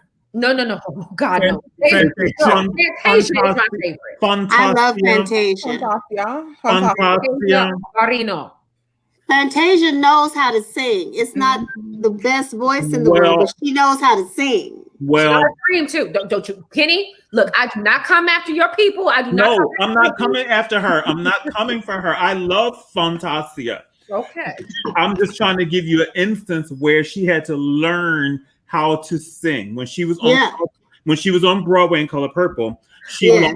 She lost her throat many times because she would give 1,000% in the first 30 minutes of the show. And it's like, girl, you got to learn how to pace your way through the 2.5 hours. But So she she- figured it out. You're not gonna say mini like that. Like that is Well, Right. she did. It closed early because listen, Broadway has this unspoken rule, and if you should know this, if you go to a Broadway show as a ticket holder and the person on the marquee cancels, you have the right to ask for your money back.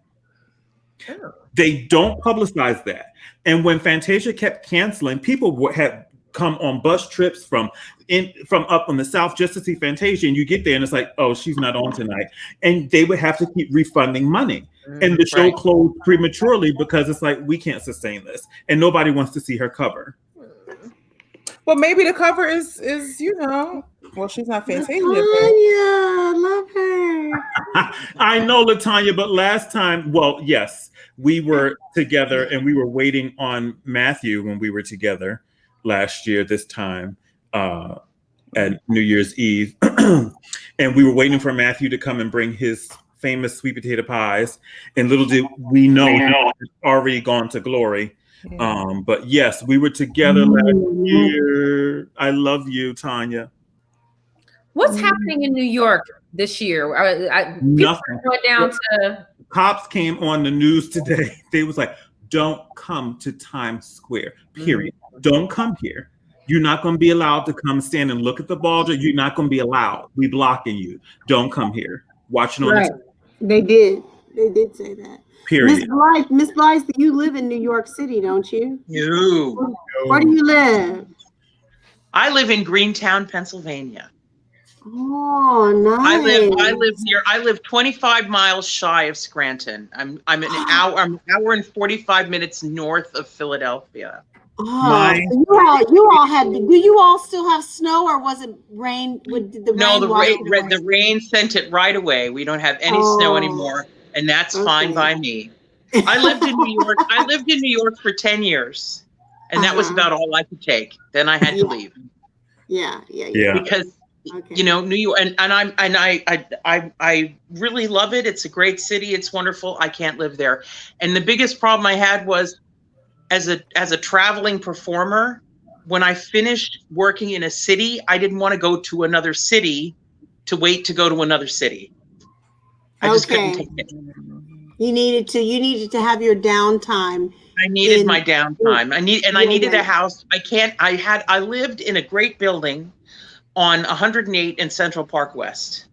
Beautiful, lovely building with a great view of the my bedroom looked out on Central Park. I was in the 6th floor. I know where you were. Yes, and and you could look right down out of my living room window and see the Empire State Building. It looked straight down. It was so beautiful. Wow.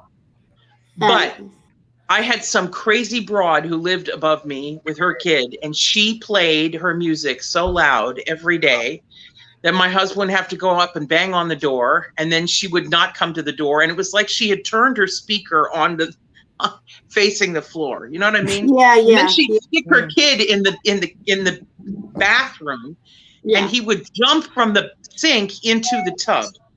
Yeah. So honey, and it was full of water, and I was I just had it. I'd had it. That was it. So we moved out here because my father was originally from Pittsburgh. So that we lived near Pittsburgh, but I knew this area from traveling through it. So, and if I was to choose a city to live in, it'd be Philadelphia. Hey. The Philly Connect. Thank you for helping turn that. Russell, where do you live? Where do you live? In Atlanta. The ATL. I'm coming to see y'all. And y'all know Larry Brownlee, Morris Robinson. Larry doesn't live up here no more. Oh, that's right. He lives in Florida, right? Yeah. That's right. I'm gonna be in Philly on Monday. Oh my God. Come on. And Atlanta Houston to be with Nicole. Yes. I cannot wait to see you. So and Russell, y'all got work to do in Atlanta. Y'all gonna get Warnock and Ossoff in there. I made sure this house did its part. This house please. This house did its part. Yeah. So what's the tempo down there, Russ? What's going on down in the ATL? People, lines have been long at the polling stations, and that's what you want. That's what you want. You want long lines, and it's a week into early voting, and people are still lining up. So that's what you want. Actually, it's 2 weeks into early voting now, and people are lining up. I think this is the last weekend for early voting, and then it stops, and then you got to go to the 6th. But, I heard through the grapevine that 70,000 more people, more millennials who did not vote in the general election in November have voted in this election. That's what I heard. Bernie Sanders has whatever his group is called, has a huge operation here. And one of the city councilmen, one of them that represent my city that I live in the Metro Atlanta area, he is funded by Bernie Sanders. So he has a lot of the connection involved in that, and getting like a grassroots. It's all grassroots campaigning. And people to run for things. And he's very young, and he's running for mayor now. He was been a city councilman for 5 years, and he's running now for mayor of this area. But he's been really doing a lot of work to get folks out there. Karen's gone. She left us. That's what we lost. She says she'll be right back. Oh, okay. She said she'll See, be and right Karen back. is not, and Karen, this goes to show you, Karen is not the loop. Somebody else has got something open. I ain't got nothing open. No, but right? Are you hearing some feedback, Stephanie? You are? I'm not hearing it anymore. Yeah, I don't hear I anything. don't hear Feedback. feedback Oh, then either. it's just me then. It's just me. Maybe you have it up loud. Kenny, you were about to say something? No, Stacey Abrams said that over 3 million people have already early voted in Georgia. Yeah. Fabulous.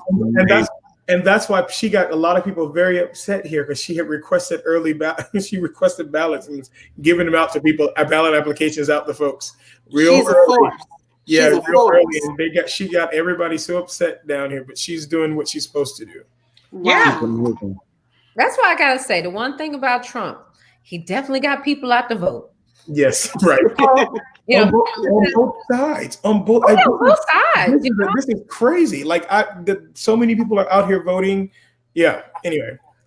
Yeah. Now we got to get people not to put these fake videos on Facebook of people, having seizures when they get the COVID vaccine. Oh, did you see that? And the lady with the Bell's palsy. Yes.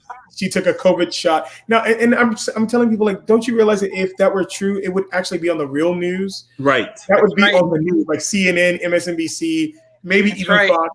Somebody would have covered that. Yeah. She said she was a nurse from Nashville, Tennessee, and then they went and fact checked her ass and went to the Board of Health of all of Tennessee, and they said, we have no record of this woman being a registered nurse in the entire state of Tennessee. Like, get out of here.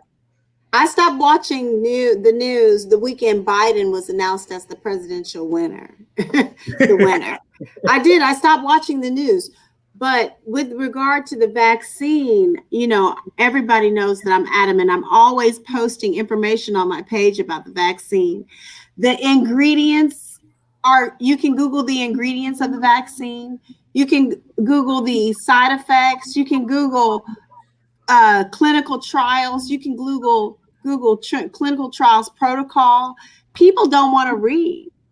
They want something that's going to confirm their fears. They don't want something that's going to confirm the opposite of their fears. Yep. And that's the problem with all of the memes and the naysayers with regard to the vaccine. But they make it also too easy too when you see live on television a doctor supposedly administering a shot and there's nothing in the vial in the shot in the needle, and he's just doing this and he goes, and then he takes it out of the guy's arm. But you can't. People think that that gives them. People start to believe that no one actually, that something's wrong with it, or it gives them. Right. But are they sure that there's nothing in the vial? Because you can't put. Go ahead. The hospital apologized. They They did. They didn't even have it. It was already fully depressed when they put it in. It was a reenactment. It was a reenactment because you can't put air in somebody's vein. No, You can't put air in somebody's body like that with a syringe. You'll kill them. Yeah, but they didn't put air. There was nothing. But my point is that they don't make when you see stuff like that, you don't make it easy. You make it easy for people to be able to call and to question what you're doing. That's all. Yeah. not for me. I am so all in because the thing is, I sit there and I know a lot of doctors, and every single one of them I know is like, I need to take it in my eyeball if I have to. Yeah. They want it. That's right. Because my thing is like when I hear people saying, "Oh, well, you don't know if you're gonna grow another arm or this and this," and I said, "But you know what? You don't know if you're gonna be asymptomatic, get a mild cold, have to be on a ventilator, die, maybe not die, have kidney failure, have lung failure. All those things can happen with COVID." That's right. That's right. So I'm like, it's a one's possibly gonna make me healthy, and the other one's definitely gonna do something I don't want. Right. And people forget that vaccines have done more good than harm. Oh yes. Right. And that's the other thing with regard to safety information on vaccines. even if you read the safety information a year from now, it doesn't tell you whether or not you're going to be safe from it, because everybody's body reacts differently to the vaccine. Yeah. So it doesn't matter what the safety information is a year from now. You still have to take it in order to find out what your body's reaction will be. I know one thing, I'm allergic to everything. I'm going to walk up in the clinic with a Benadryl in my system. And I'm taking the shot. Listen, if this means that, like, I'm ready. Yeah, I mean, people are like, this means that I can go back to work or can't. Like, do you guys want to go to work with people who haven't had the vaccine? Like, are we doing that? Right. Yeah. And are companies? Do y'all think companies are going to try and enforce Yes. that? Like, if you have to prove that you've been vaccinated or you can't work. Yeah. Absolutely. Don't you think they'll do that in the opera world? In That's what I opera mean. companies, you won't be able to work without it. I mean, you can't go to places you can't work without a COVID test. They're going to make sure that everybody. But you know, I mean, at IU, I'm not allowed on campus without taking a COVID test. When they tell me that I have to have had one. You know, right. You can't go to work. You can't go to work on a university campus without a Tdap vaccine, without an MMR vaccine, without a tetanus vaccine. So why would they allow you to teach in a collegiate setting without a COVID vaccine? They're going to make you get it. Yeah. Stephanie, what were you saying? You about to say something? No, I was just going to say, you know, the thing that is Nicole's list of all the things that can go wrong with COVID is terrifying enough. But when you consider all of the things that happen to people post-COVID, you know, the lingering effects of this, the scars that you, I mean, can you imagine? It's terrifying. Yeah, especially the issues that they have found with your brain, with the lungs, with almost every major organ. I don't understand how people could even consider not going out with a mask. You know, staying at home. I recognize how it's outrageously difficult to live like this. But I tell you what, the alternative is not acceptable. It's not. Yeah. Exactly. And if I see one more video of somebody bitching about having to wear a mask in a restaurant or a store, I'm going to lose it. I can't watch it anymore. Yeah. And the thing is, what you said earlier, Stephanie, about, you know, this being a singer being your identity. Could you imagine you got COVID and then all of a sudden you had no breath support because your lungs were compromised? Right. I was thinking how people always say how Julie Andrews went through a severe depression after she had her vocal cords damaged. What's up, John Holiday? Hello. Hey, baby. Superstars. We have superstars in the Legends. That's what we do at Combos. We do legends. Past, present. Let me throw on some clothes so I can say hello to everybody. I had to do the same. I was in my pajamas too, and I had my hair pulled back. I'm like, oh Lord. I was like, you're coming on tonight. Nicole, you have made your celebrity singing in a robe. Okay. Hello. Yeah. Tell us. We've all been like cheering you on. Yes, come on. I tell you, Nicole, I'm going to do the push-up bra song series. That's what I'm doing. Nothing but a push-up bra. That's it. Yes. And then I can get on Pornhub. Be sponsored like Karen. Okay. No, but we gotta let John tell us about all of the stores and the, you know, all the things doing. I had an incredible time.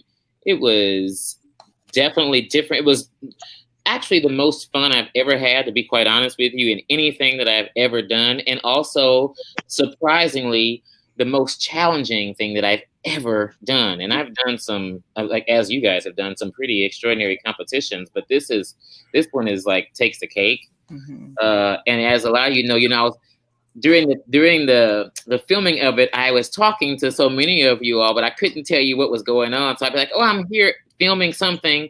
And so I had been filming since July. We got there on July the 8th.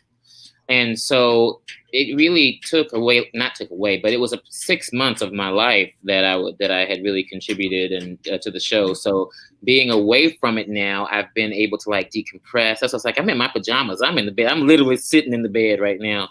I'm here in New York City, just kind of decompressing, and then I'll go back home for a little bit.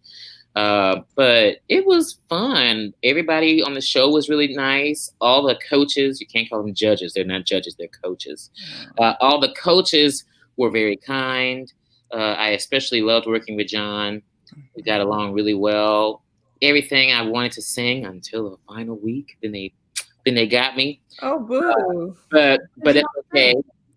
I didn't know, they tell you not to talk about anything that's not on the TV, but I just didn't know I had listened to Halo before, but had never sung it.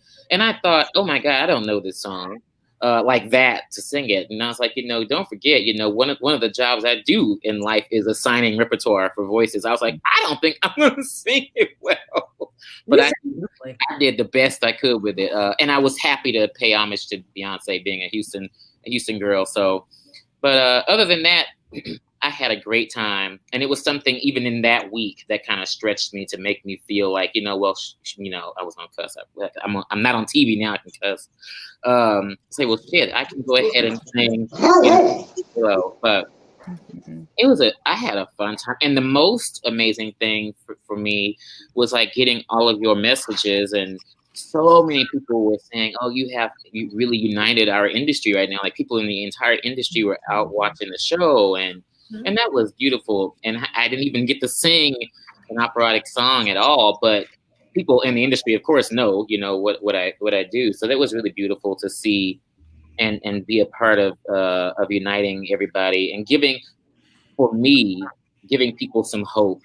And some joy outside of COVID. That was really why I did it. I was like, if I can do anything to make people happy during this time, I will have done my job and made somebody feel better. I will have done my job. So I was excited to do that. Yeah, you were. I mean, we were so proud and crying. I remember one time I cried and Robbie was like, what is wrong with you? I'm like, it's John and he's on TV and he's like doing the thing and he's like, but he's okay. I'm like, but it doesn't matter, anyway. It was we were all rooting for you. And I'm sure a lot of general directors were calling you as well. That was an interesting thing. I won't talk too much about it because it was interesting to me. There were lots of opera houses that I wanted to sing at before that would not even pay attention to me, that would write to me, some in my hometown. And I absolutely just have not said a word to them. I mean, I just don't, because I feel like this is maybe the Aries in me, but I just didn't want to. I thought to myself, I've been around this entire time. And I know, as we all do, your worth, the things that you do, that you're singing well, that you're a good colleague, which to me is almost more important than singing well, is if I'm a good colleague and I'm singing well and I'm showing up on time, and then people hadn't reached out and I just thought, I don't know what I want to say. So when I don't know what I want to say, I just don't respond. And it gives me some time to think about what I want to say. But I definitely did have people reaching out. And so as I gather my thoughts in a way that is collegial, to say something nice, then I'll write back. But I did have people reaching out, which was exciting. I mean, I'm not going to lie, it was. But then, like I said, you also have that moment where you think, well, I've been around this entire time. And it takes the show to do that. So, But you know what, John, I'm going to give you this little bit to add into that you are very much a niche voice. And a lot of the companies in the United States don't do a lot of Baroque music or things that would suit to your talent. After what you just did on The Voice, people are going to start wanting to mount things for you. So that's the call you're getting. That's what I'm waiting for. Now, when they call and ask me that, I'm all up for it. I'm like, okay, let me, what do you want? What do I want to do? I don't know. Let me think about it. But sometimes it'll be something that's really strange. That's what I'm like, well, if I'm going to sing something or do a recital or something, I'd love for it to be attached to maybe doing a performance in an opera coming up. That's how I want that to go. But, oh, yeah, totally. I totally get that, Nicole, because I want that to happen, too. But it's also, in that same vein, kind of like I said, you'd like, oh, I've been doing this for such a while. And now everybody wants to pay attention, which I get. I mean, I'm happy for that. I will take it. Absolutely. Yeah, Larry, Happy New Year, Larry. And Happy New Year, Larry. Take this time to shout out the people who support us and lift us up every single minute. People like Larry, Benoit. Every performance when I'm in the Midwest, every single performance, he comes from Detroit to Chicago. Just amazing. Amazing. People like Jim Leventhal, who's here, who's always here. Who supports us all in doing all of our things. And, you know, those people who get in their car and drive to come see us, or fly to come see us, or vote 30 times for John, you know. Yes. And, yeah, exactly. And share Nicole's, like, you know, pink purple robe, pink robe. Child, I'm drunk. They created all kind of emails. And it's not even right. Shout out to all the people who, and people like, you know, Fred Plotkin, who is so passionate, you know, and to William Dean, Bill Dean, and like, you know, all the people who just lift us all up, and Patrick, you know, and I'm sure Patrick is chomping at the bit to get up on this live. Right. You trying to come up on here, Patrick? You know, I mean, just, you know, the people who just keep us all encouraged and lifted up, and continue to keep our platforms and the things that we're doing, you know, out in the public, you know, at least on this social media scene, you know. Right. Absolutely. It's important, you know. Sushel, and people who, you know, who Living Heritage is her foundation, and they give grants to artists to travel to Europe and to do special projects. And Sphinx, you know, who's coming on the combos in the you know, in the new year, whatever. And there's a foundation that supports so many artists.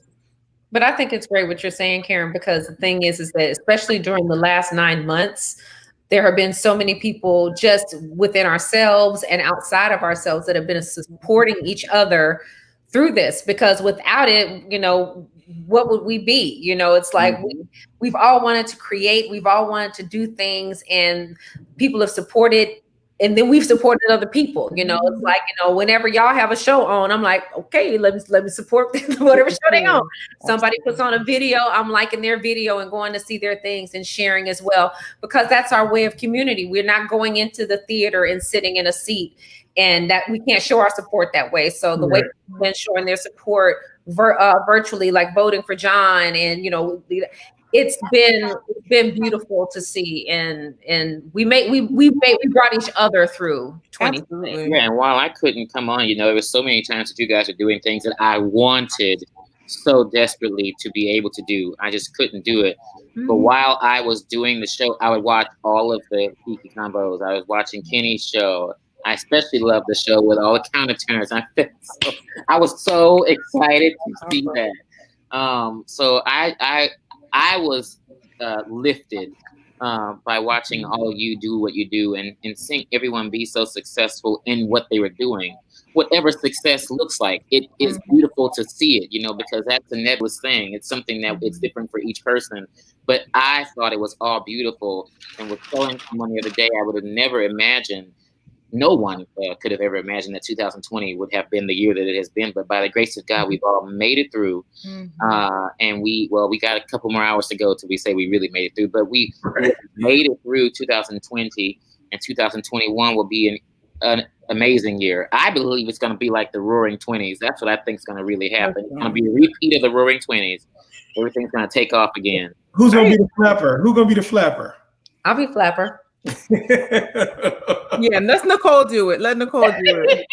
I have a question for John, though. I've watched these little things. Now, granted, everybody said they ain't watched these type of, you know, competition shows. I used to be all into American Idol. Now, how long do you get to work on a song to prepare for, like, once you're in the competition part of it, like every week, you get that 1 week just to work on that song? You have from the time that you find out, which is usually like a week before, because you don't know what you're singing. The further along you go, you don't know what you're doing. You submit a list of things that you would like to submit, that you would like to sing, or things that you have sung that you feel comfortable singing, or some things that you might not know that you know, like, let me see if I can rock that song. And you'll find out the night of the night of elimination. So like when there was a battle round, you would find out that night if you won the battle what the next song was that you would be singing. So you have a week, but not. And I say that, but you really don't have a week because once you get the song selected, then you immediately start having rehearsals for it, and then you start doing choreography for it. Then you start having the stage rehearsal. So really, like for us, especially within the finale week. In the finale week, I lost 4 pounds and I'm not joking. I would weigh myself because I weigh myself every day, but I was like, dang, I'm not even eating. That's how busy they have us. Like we would learn the song that was our original song. Some people recorded their original song that night, the night that they found that they were in the finale, not even knowing the original song. So you had to come up, you had to figure it out immediately, like what the song was going to be. Like I recorded my original song the next day. Then I found out that I was doing the Halo. Then I started singing for that. Then I had a choreography thing. So, I mean, I would say sometimes 3 or 4 days and then if you want to have at least one day, they do try to give you at least one day off where you can just like do nothing, but you're still in the throes of wardrobe, even if you're not singing, you might have to go to wardrobe for like 6 hours. So it just depends. It's very taxing. We all do this for a living, sing stuff, but I still think that is just so incredibly brave. Yeah. Get up there with something that is new to you and present it to an audience, with 4 days prep, and not just a small audience, millions. So brave, and I congratulate you on that. That is awesome. It was, I tell you, it was the most fun, and it was a way. I mean, a lot of people don't. I mean, some people know and some people don't. But for a long time, I have been doing a lot of crossover stuff. Even in my recitals, or if I got invited to do something at an opera company, they would ask me to do something jazz because I sit down and I play I play jazz and all that. But to do it on that stage was so incredible, and you don't realize, and in fact, in the moment you can't really think about it, but you don't realize how many people's eyes are on you, and then you just kind of do the thing, and then you go on your merry little way. But then afterwards, you start seeing the people, the messages. That was the most beautiful thing for me, for this little boy from Rosenberg, to get the messages from every part of the world that you can imagine, especially for little kids who were really inspired by what I was doing, and that was beautiful. And then, like I said, to get the messages from y'all, I had no idea. It was never a goal of mine to be an ambassador for opera, but it seems like that has been what I've become through being on the show, and it is something that I will take on. I will take up the mantle, as Maya Angelou would say. I would take it up, and I'm proud to hold up the mantle as one of the ambassadors, to keep it going and to make you guys proud. You did. Yeah. So phenomenal. So, John, what's one of the big takeaways that John Legend gave you during your coaching time together? One of the things that he told me that is something that I tell my students when you're in the moment, you forget it, is he was just like, there was something that I did one day, only because one of the coaches had said something about my lower voice, they wanted to hear something down. So I was doing something that was lower, and he was like, why are you doing that? I don't even think it was on TV. He's like, why are you doing that? He was like, he said, that part of your voice is beautiful, but just be who you are. Don't try to do anything differently than what you would normally do. And he would always just tell me, like, I just want you to soar. And he would make that action. So he's like, just be you, continue to be you. And it just let me know that everything that is unique about each of us is so important to lean into that power rather than to shy away from it, because it's easy to hear someone say something that, okay, well, I'll show you that I can do that thing too. Well, you can do it. You don't have to show anybody that you can do it. But just to lean more into who I am. And he gave me really good things about style. And maybe one other thing, when we would sing, I've learned with him that he really likes simplicity. I went to the studio with him. I'll tell you a story. We were in the studio recording the Bridge Over Troubled Water. And normally, of course, when you sing in duet, you can sing it together while you're in the studio because he's in one booth and I'm in another booth. And he's like, I know what kind of singer you are already. He was like, I want to produce you while you're singing your your track, and I just want to let me sing mine first, and I'll come out and I'll produce you. I was like, okay, fine. We sang it through 3 times. That's it. All the way through 3 times. And he went back and he comped it, you know. He's like, let me take this part from there, take that from that. And then he's going along with me. He's like, I know that you need me to kind of like tell you what you know, to give you some pushing to say, you know, try this or go there or do that. And it was just really incredible that he could I mean, because we'd been together basically since July, that he'd already figured out that I did need that kind of like, it's almost like a permission. You know, should I do that? You know, especially when you get into this situation where somebody's telling you, don't do this, be more simple, don't do that. So I was kind of like, you know, just tell me what you want me to do. But him kind of leading me and guiding me through that entire process was so beautiful. And I learned in that instant how they go in and record like that. It was insane. It was insane. I was like, oh, and he sounds the same to me every time. I was like, you sound exactly, maybe there are a few nuances that would occur, but he sounded the exact same, and it came out to be really, really beautiful. Then we got to sing it, of course, on the stage, both playing the piano together, which was fun.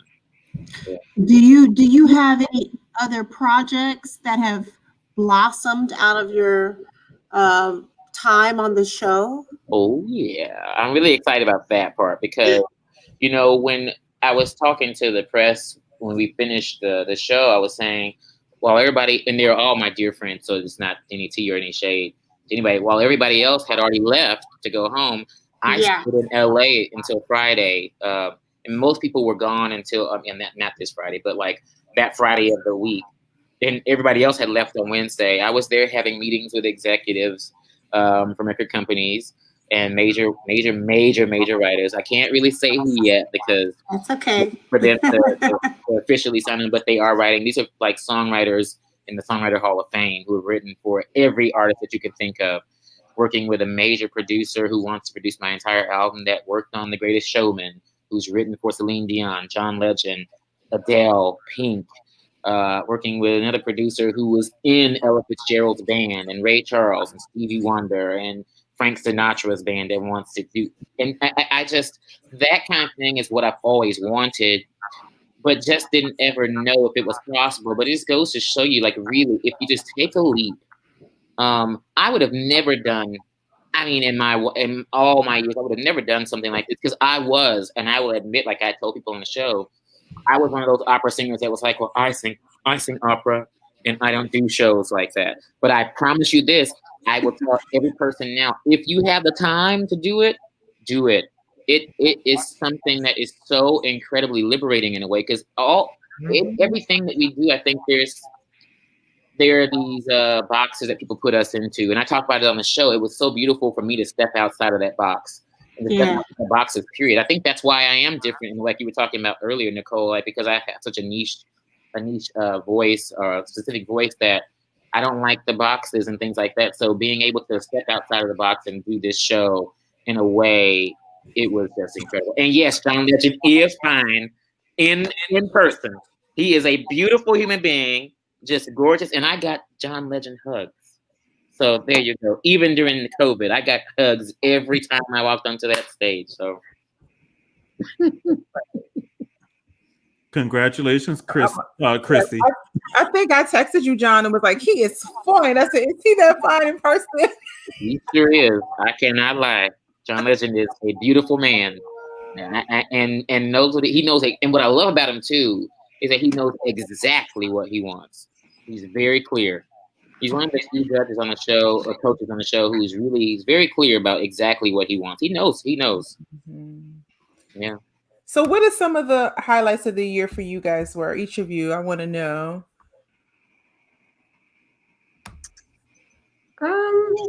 Anybody first? Listen, it's like go in my bag and I'll go. It's hard. I'll go. Okay, let's go. Positive I'll stuff. go. Go ahead. Yes. My last. What, honey? No, go ahead, baby. My last public performance in 2020 was probably the most amazing feeling I've ever had on stage, ever. And it was doing my drag show for Lincoln Center. And that was shocking, man. That was shocking.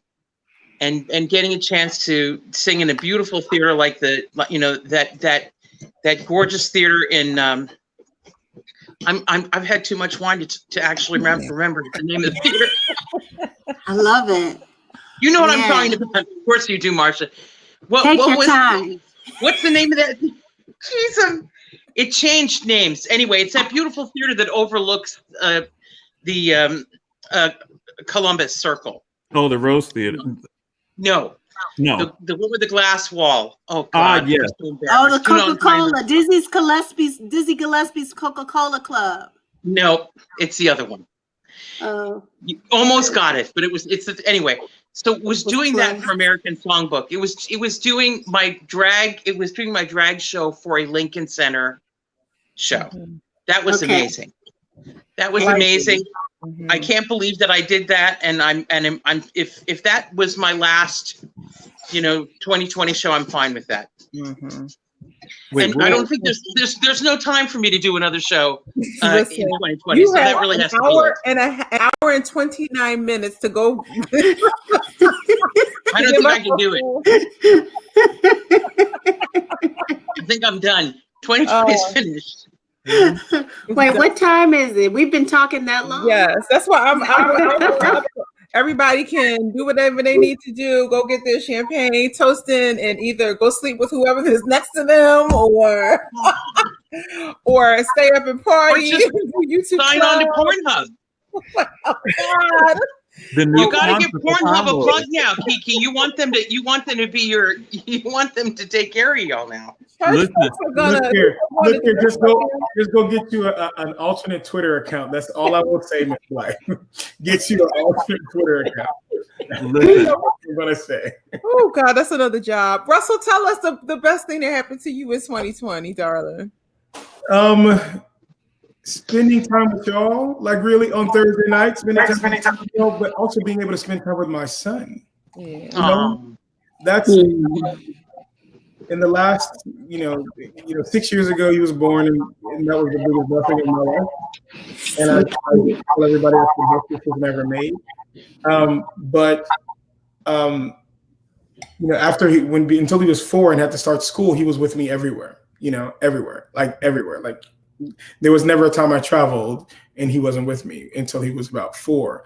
And then he started school after that summer that he turned 4, and then he was in school. So this last couple of years, we hadn't spent that much time together. And I would come home a week or come home between performances, fly in for a couple of days just to give a hug and just so he knows that I'm there.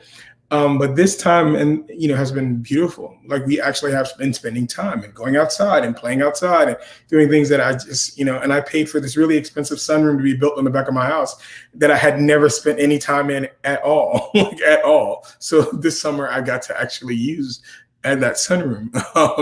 So that was great. But no, being able to spend time at home with my kid, that was, and although I miss, getting a real check and not a virtual check as the people all here know about, and we all know about this virtual checks.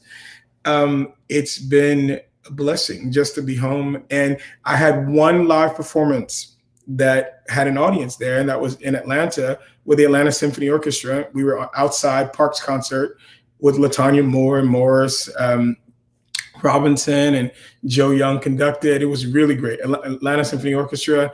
And having people in front of you, like watching you, and I already knew I missed it, but being in that field, because it was a field, being in that field and having those people there was just amazing, and I miss it. Yeah. Russell, can I just say that the concert that you did, the recital you did at the beginning of the pandemic, was one of the most beautiful recitals I have ever heard. And I'm not saying online recitals, I mean recitals, full stop. That was some of the most beautiful singing, some of the most beautiful musical choices, such an unbelievable connection between you and the audience. It was a masterclass in singing recital. And it was so wonderful in comparison with a lot of the stuff that we were being fed at that time. by big solo artists, to see something like that was just like, this is what you want to see. This is what I want to see. And I just had to say that to you, because that was a real life changer, hearing that. Thank you so much, Stephanie. It's true. It is true. It's true. So many of us were so moved. I mean, I remember you were like, "Oh my God," you know, people don't know the behind the scenes, you know. Yeah, but that's part of the magic. Exactly. Even when nobody knows what's going on in our minds when we're on stage in front of a pianist. Right? We're putting on this big show, and nobody knows the kind of, you know, machinations that are going on behind the scenes, or in our hearts or in our brains. And what you did there was just, it was really special. It was very special. It really was. It really was. It took a lot for me to do that, because I was really, I don't claim being depressed, but I'd never had sort of been depressed before, so I don't really know what that looks like. But I felt like I was depressed. And it took me a while to get into singing. Like every day I was like singing a little bit at a time, because I just couldn't, and I couldn't do it. I just couldn't put, you know, two phrases together and like get through it and knew what I was doing. You know, coordination was all off. But thank you so much. That means a lot, really. No, it was never would have known. Yeah, never would have known. We were all super moved, and you know, I just want to just take the time to thank you for your friendship, you know, always, but thank you for it, particularly in this time. You know, the lot was going on for all of us, you know, and Kenny and I and Russell got together, and we had a bright idea that didn't work out so well. It worked out well for the collective. But, you know, and I just want to thank you, you know, just for your friendship and your loyalty is, you know, and your love. I appreciate you very much. Thank you. Kenny, who's next? Who wants to tell us, you know? Nicole, yes. Okay, I want to say three things. The first is personal. After going through the first couple of months of quarantine and eating my way through it, finally turning that around and losing 40 pounds. That's a highlight. That was something that needed to happen, and I'm glad it's happened, and I'm going to do my best to keep it together. That's one. The second one is a group one, doing the Lift Every Voice thing.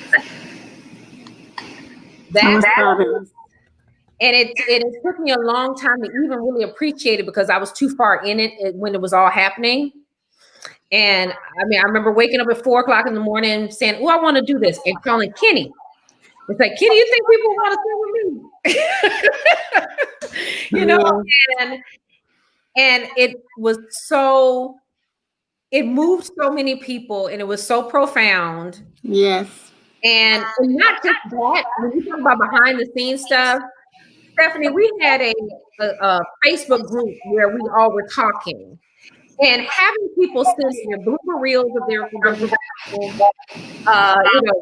jokes. It was like a cookout family time, and it was so much fun and so much love, and it was no ugliness in it, and so it was really a highlight there. And then I'll say professionally for me, I have to really say singing Vinkin Sport. I had so much fun singing that, because I was able to be a drunk, a drunk slut, you know, and when they said, Nicole, and this is before I lost my weight, they were like, "Nicole, we want you in a swimsuit and fall in the pool." I'm like, "Bet, let's do it."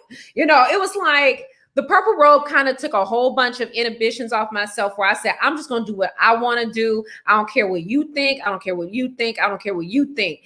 I'm about to do this. And Vinkin Sport let me do it and just act a fool. Ryan McKinney was directing it with Lauren Meeker, and they laughed. Every time they laughed, I'm like, well, shit, it's funny. So just like, so those were my three highlights of this year. And then, of course, like what Russell said, spending the time with my family and being with them. And, you know, my husband was working from home. My kids are virtual. So we're together all the time. But it's beautiful, though. It's beautiful. Yeah.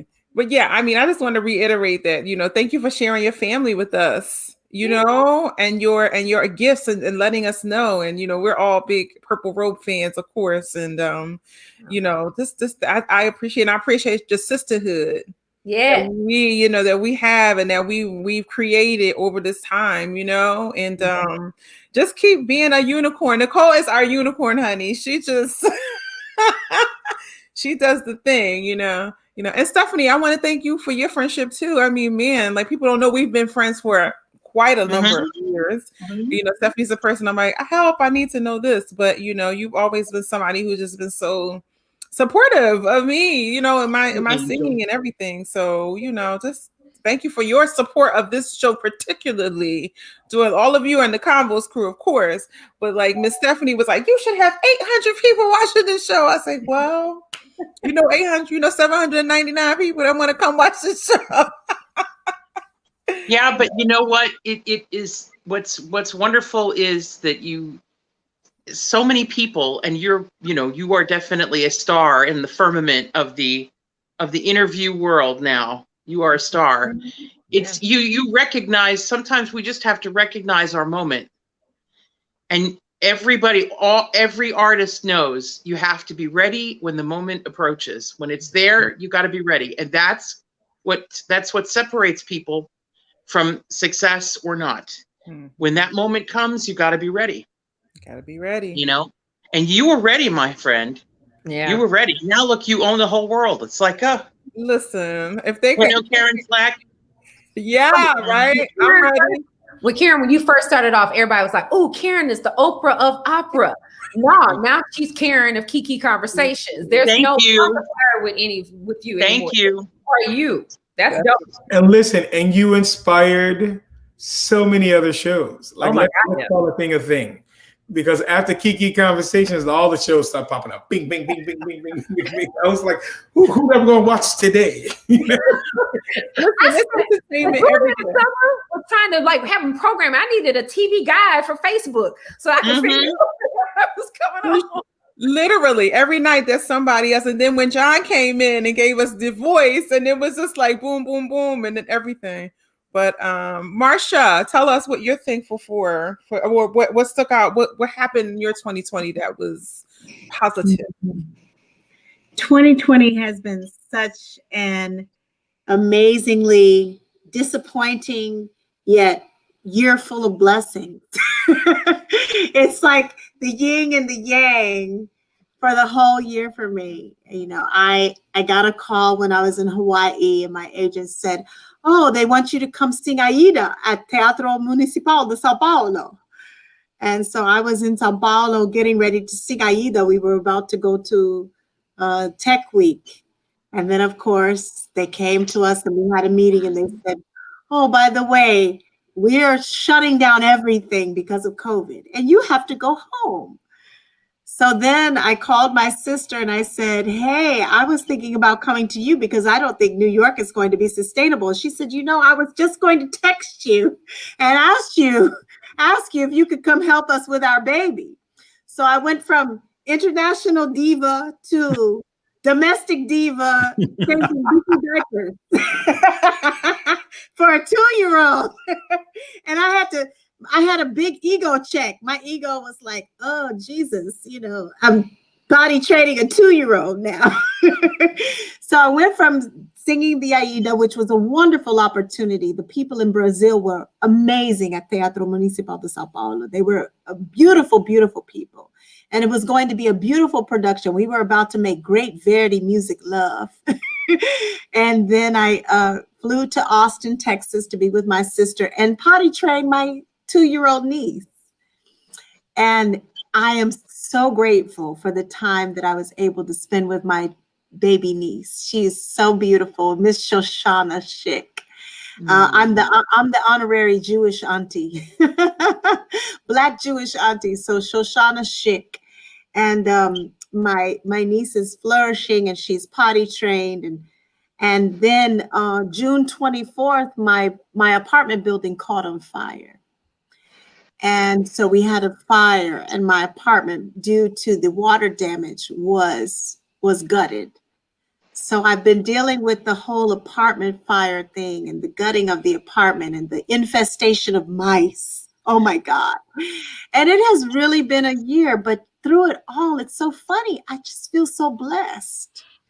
I feel like we've had such an opportunity to really dig deep and realize what it is that we have to be grateful for. And the issues that I feel that I've dealt with are all first world issues. You know, there are so many people in the world who are suffering far beyond what I've been going through.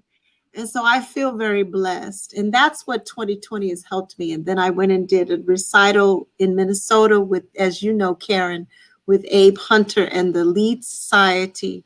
And then came back and did a recital, and Morris Robinson narrated the recital with Sparrow Live. And I got my first Opera News review, which was wonderful. It was a positive review. Thank you, Opera News.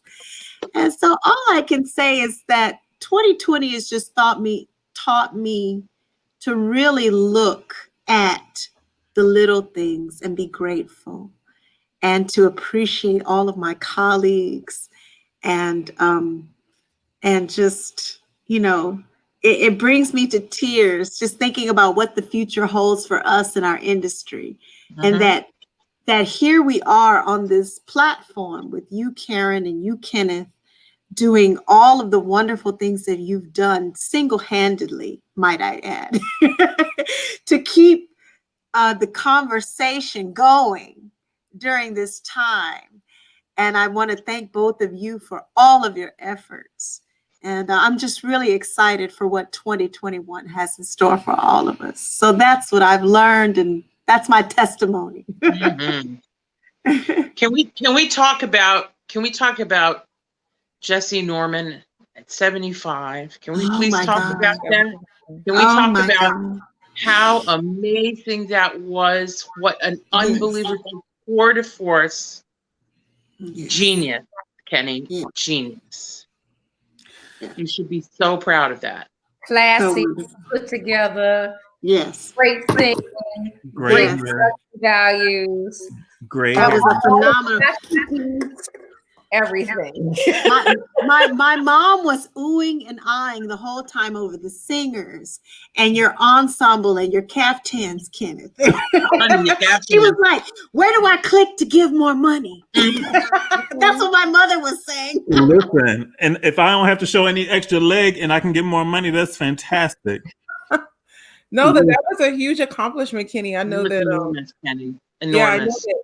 Thank you, Stephanie. Thank you. Had your producer hat on and all that kind of stuff, but listen, he's on all quarantine. His producer hats never came off. Yeah.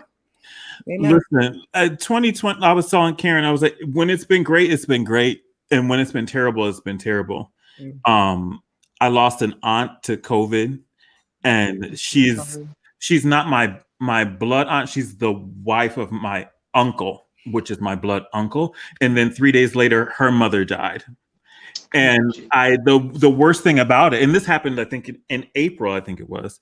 And the worst part about it is that I couldn't go to my cousins and comfort them and be with them and fly to Ohio and you know, do a proper funeral, you know how we do. And so that was painful. And I didn't sing for 2 months at the beginning of this. I was just like, my manager kept calling saying, "This is canceled, this is canceled, this is canceled, this is canceled." I was like, well, what the fuck am I practicing for? Get this music out of here, get these scores out of here, get these scales out of here. And then pre-pandemic, I made the great decision to secure a life coach. And that has been wonderful for me. You didn't tell me that. You didn't tell me that. I didn't tell a lot of people that, but here we are. Now you have. And it's been fantastic. It's been really great, and it's been holding me accountable. And I think the pandemic has amplified that accountability. First, I have to say that Karen, our brother sisterhood, first of all, it'll be 30 years in September. Wow. And to say it's friendship is insulting. Like, it's beyond that. Because there are people who aren't even friends for 30 days, 30 weeks, 30 months, let alone 30 years. And I we always talked when we were on trains, planes, and automobiles and fur coats and boats. But when the pandemic happened, there were times where we talked every single day for hours and hours and hours. And for me, that was like therapy getting me through. You encouraging me encouraging you, and us getting through whatever this was, bouncing ideas off of each other and doing the whole thing. And so I'm grateful for that. That has been an incredible blessing to me in this year. So thank you for that. And thank your husband for sharing you with me for all of those hours. Lord, poor thing. He's like, who are you on the phone with? Kenny, Russell, Nicole, like who? Oh, is that Stephanie? Tell Stephanie I said, hey. Like it was very much like, yes. Who is it now that you're on the phone with, you know? Right. But yeah, I think also, the Jesse Norman thing was really, really great because it came to me in sort of a non-traditional way through a DM. Courtney Carey was like, hey, just wanted to remind you it's Jesse's 75th birthday this year. You should do something. And I was like, what am I going to do? We're in a pandemic. We can't do anything. And so I stayed up to the wee hours and came up with what you all saw in September. And that's been great. The feedback and everything that has happened since has been great. But it's phenomenal. I would say the day I found out I was nominated for a Grammy was probably a highlight, the highlight of the year, because I wasn't expecting it. The little boy in the mirror holding a hairbrush singing expected it. Because that's what I always dreamed about as a kid when I wanted to be Michael Jackson. I practiced my acceptance speeches in the mirror as a kid.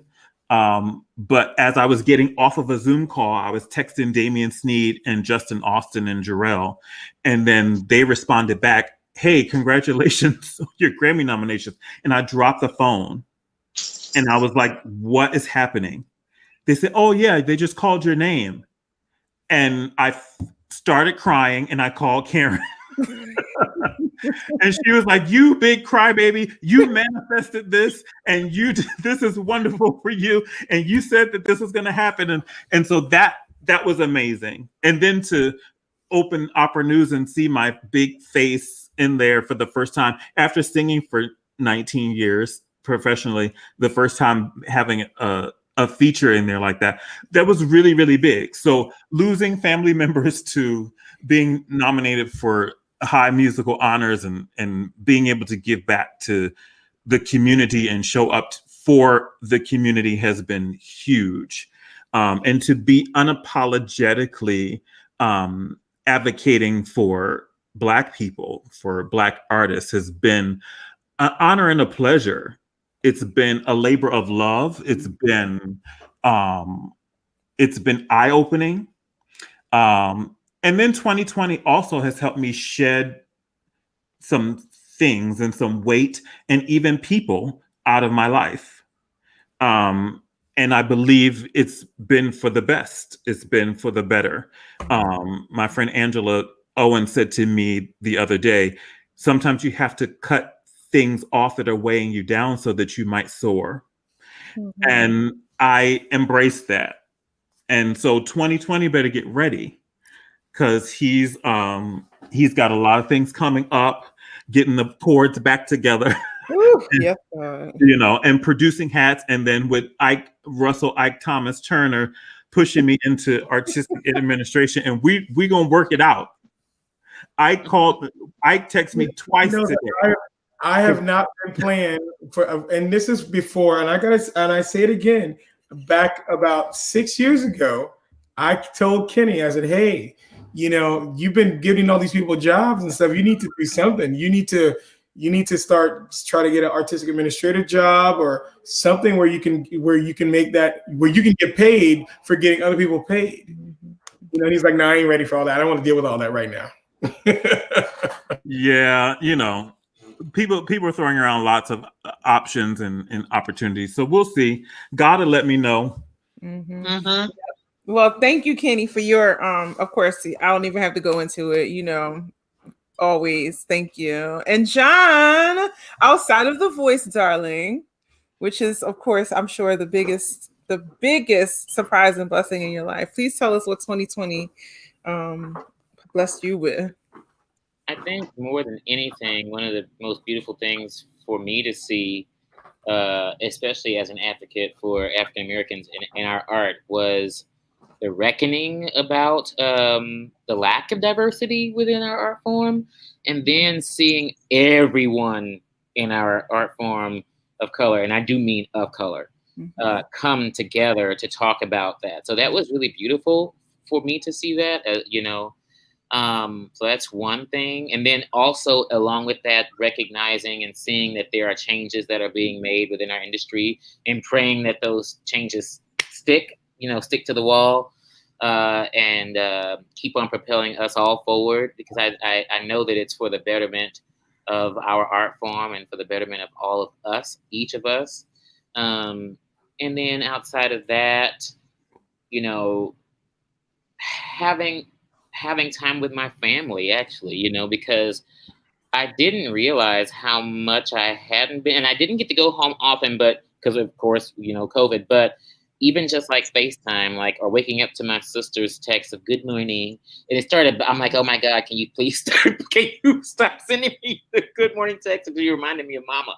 But like, even just having those moments of just talking with her, and then I got to walk my sister down the aisle. That's the highlight. That is the highlight of my 2020, like standing in my father's place, since we no longer have my father, walking my sister down the aisle as I sang At Last, and like thinking of the little girl that she was, and just cherishing that moment. So there's so many wonderful things, kind of like Marsha was saying, you know, in spite of this year being one that seemed like it was going to hell in a handbasket, to see how quickly things can change, or how you can utilize,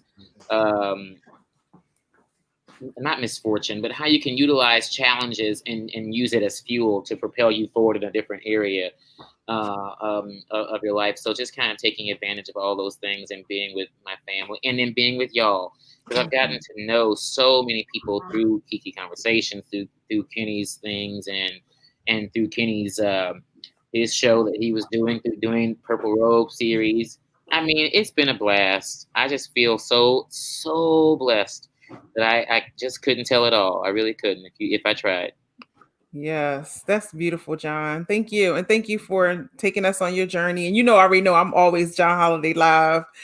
#.com, .net, .org. I've always, since from the minute I heard John sing, I said, oh, yep, that's my man. That's my man. So I always loved you so much. And I'm just so thankful for all of you and your friendship and your generosity and your honesty coming, because it's not easy to step in front of somebody who does not do this for a living. Of course, you know, I'm flexing my other muscle, whatever, but also to have the hard conversations in our industry, to put people on Front Street, you know, to have the conversations that we have personally with one another, or maybe only to ourselves, you know, to put them out there, and for people in the industry and people in our art form to receive some of the critique, you know, and to receive it and go, okay, yeah, we need to change, help. And the ones who have had the courage to say, help, I need help, you know, and the ones who have cut a check for some of us to help them, be it big, be it small, be it, you know, I'll see you in 2 years, you know, on my stage, but, you know, whatever that, or not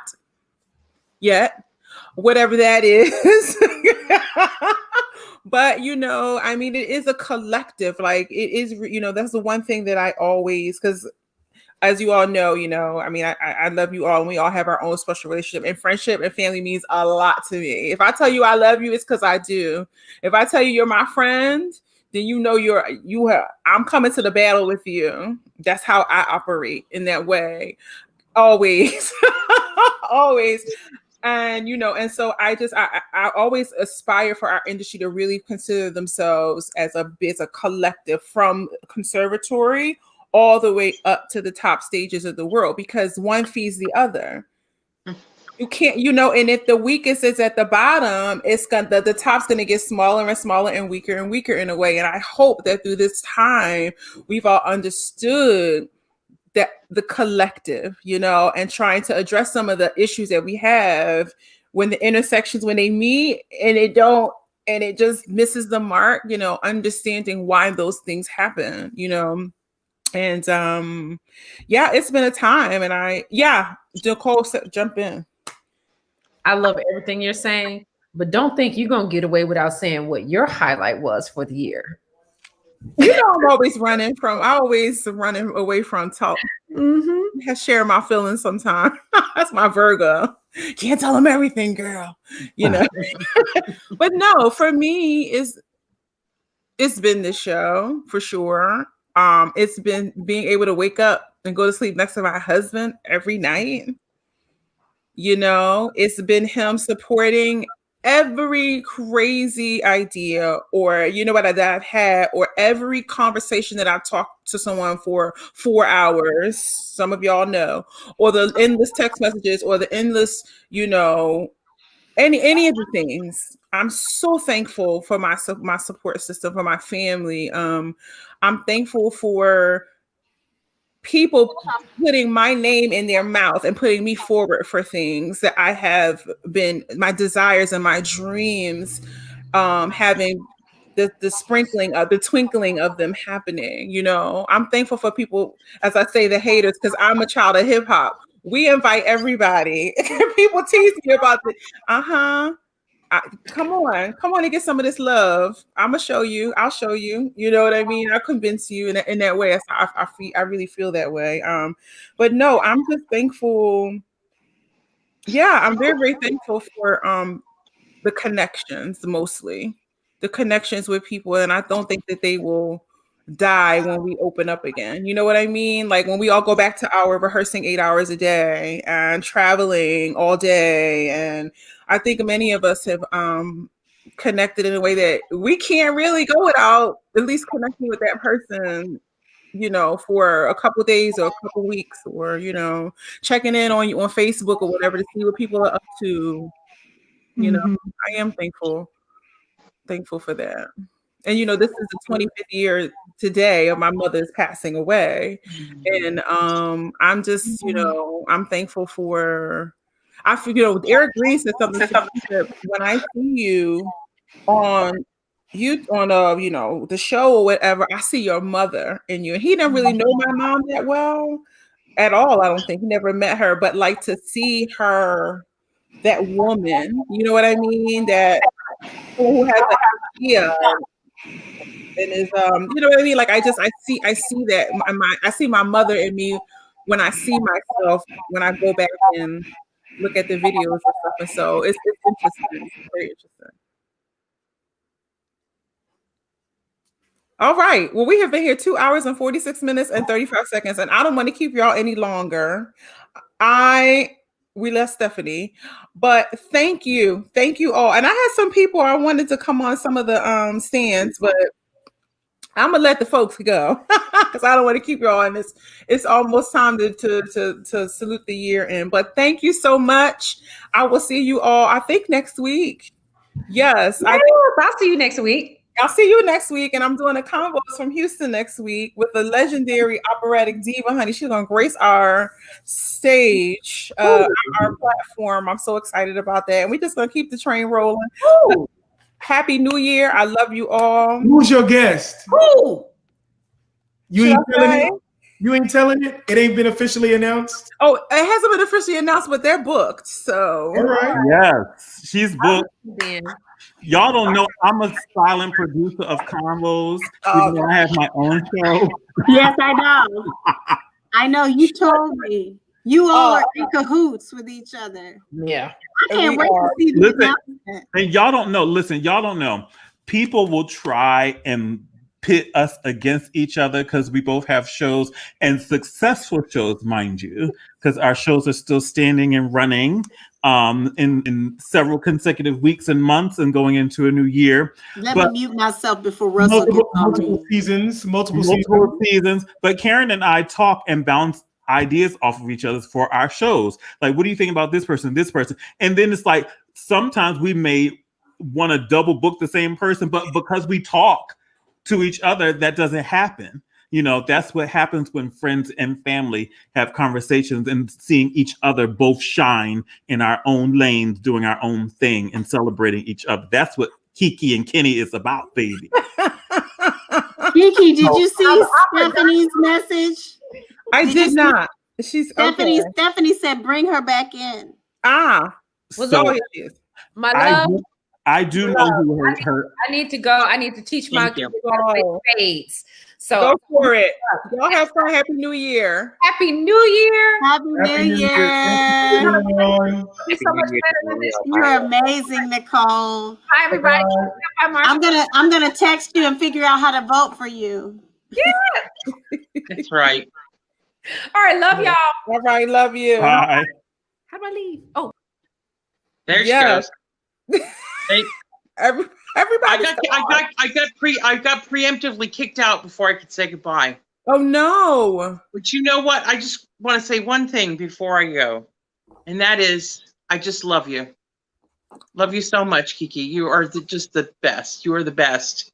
And one of the things that Russell said when we were talking about his recital, he was talking about how dealing with depression and dealing with this idea of performing and having to do all of this stuff, to think about all this thing. I think one of the things we're going to have to really think about when we come back, and it's not like we're all coming back tomorrow, right? Mm-hmm. There's going to be more time that we have to wait. We're all going to have to be a good support system to each other, because we have not been doing the job for too long. Mm-hmm. There are too many of us who haven't been out singing. We haven't been in front of audiences, and it's going to be tough to do that straight out of the gate. Mm-hmm. It's going to be hard, and we're going to need to support each other. And what you've shown here so beautifully is what that support does. What are you and doing? mm-hmm. You know? Mm-hmm. So absolutely. I mean, I will be calling you. When I need your support, I will be calling you. You know, I'm there forever and always. No, I mean, this was the premise of everything we're doing, is just to highlight and spotlight artists, my friends, people who I love their talents, and to put it out there, the personalities anyway, and to share. Yeah. Yes. I love you so much.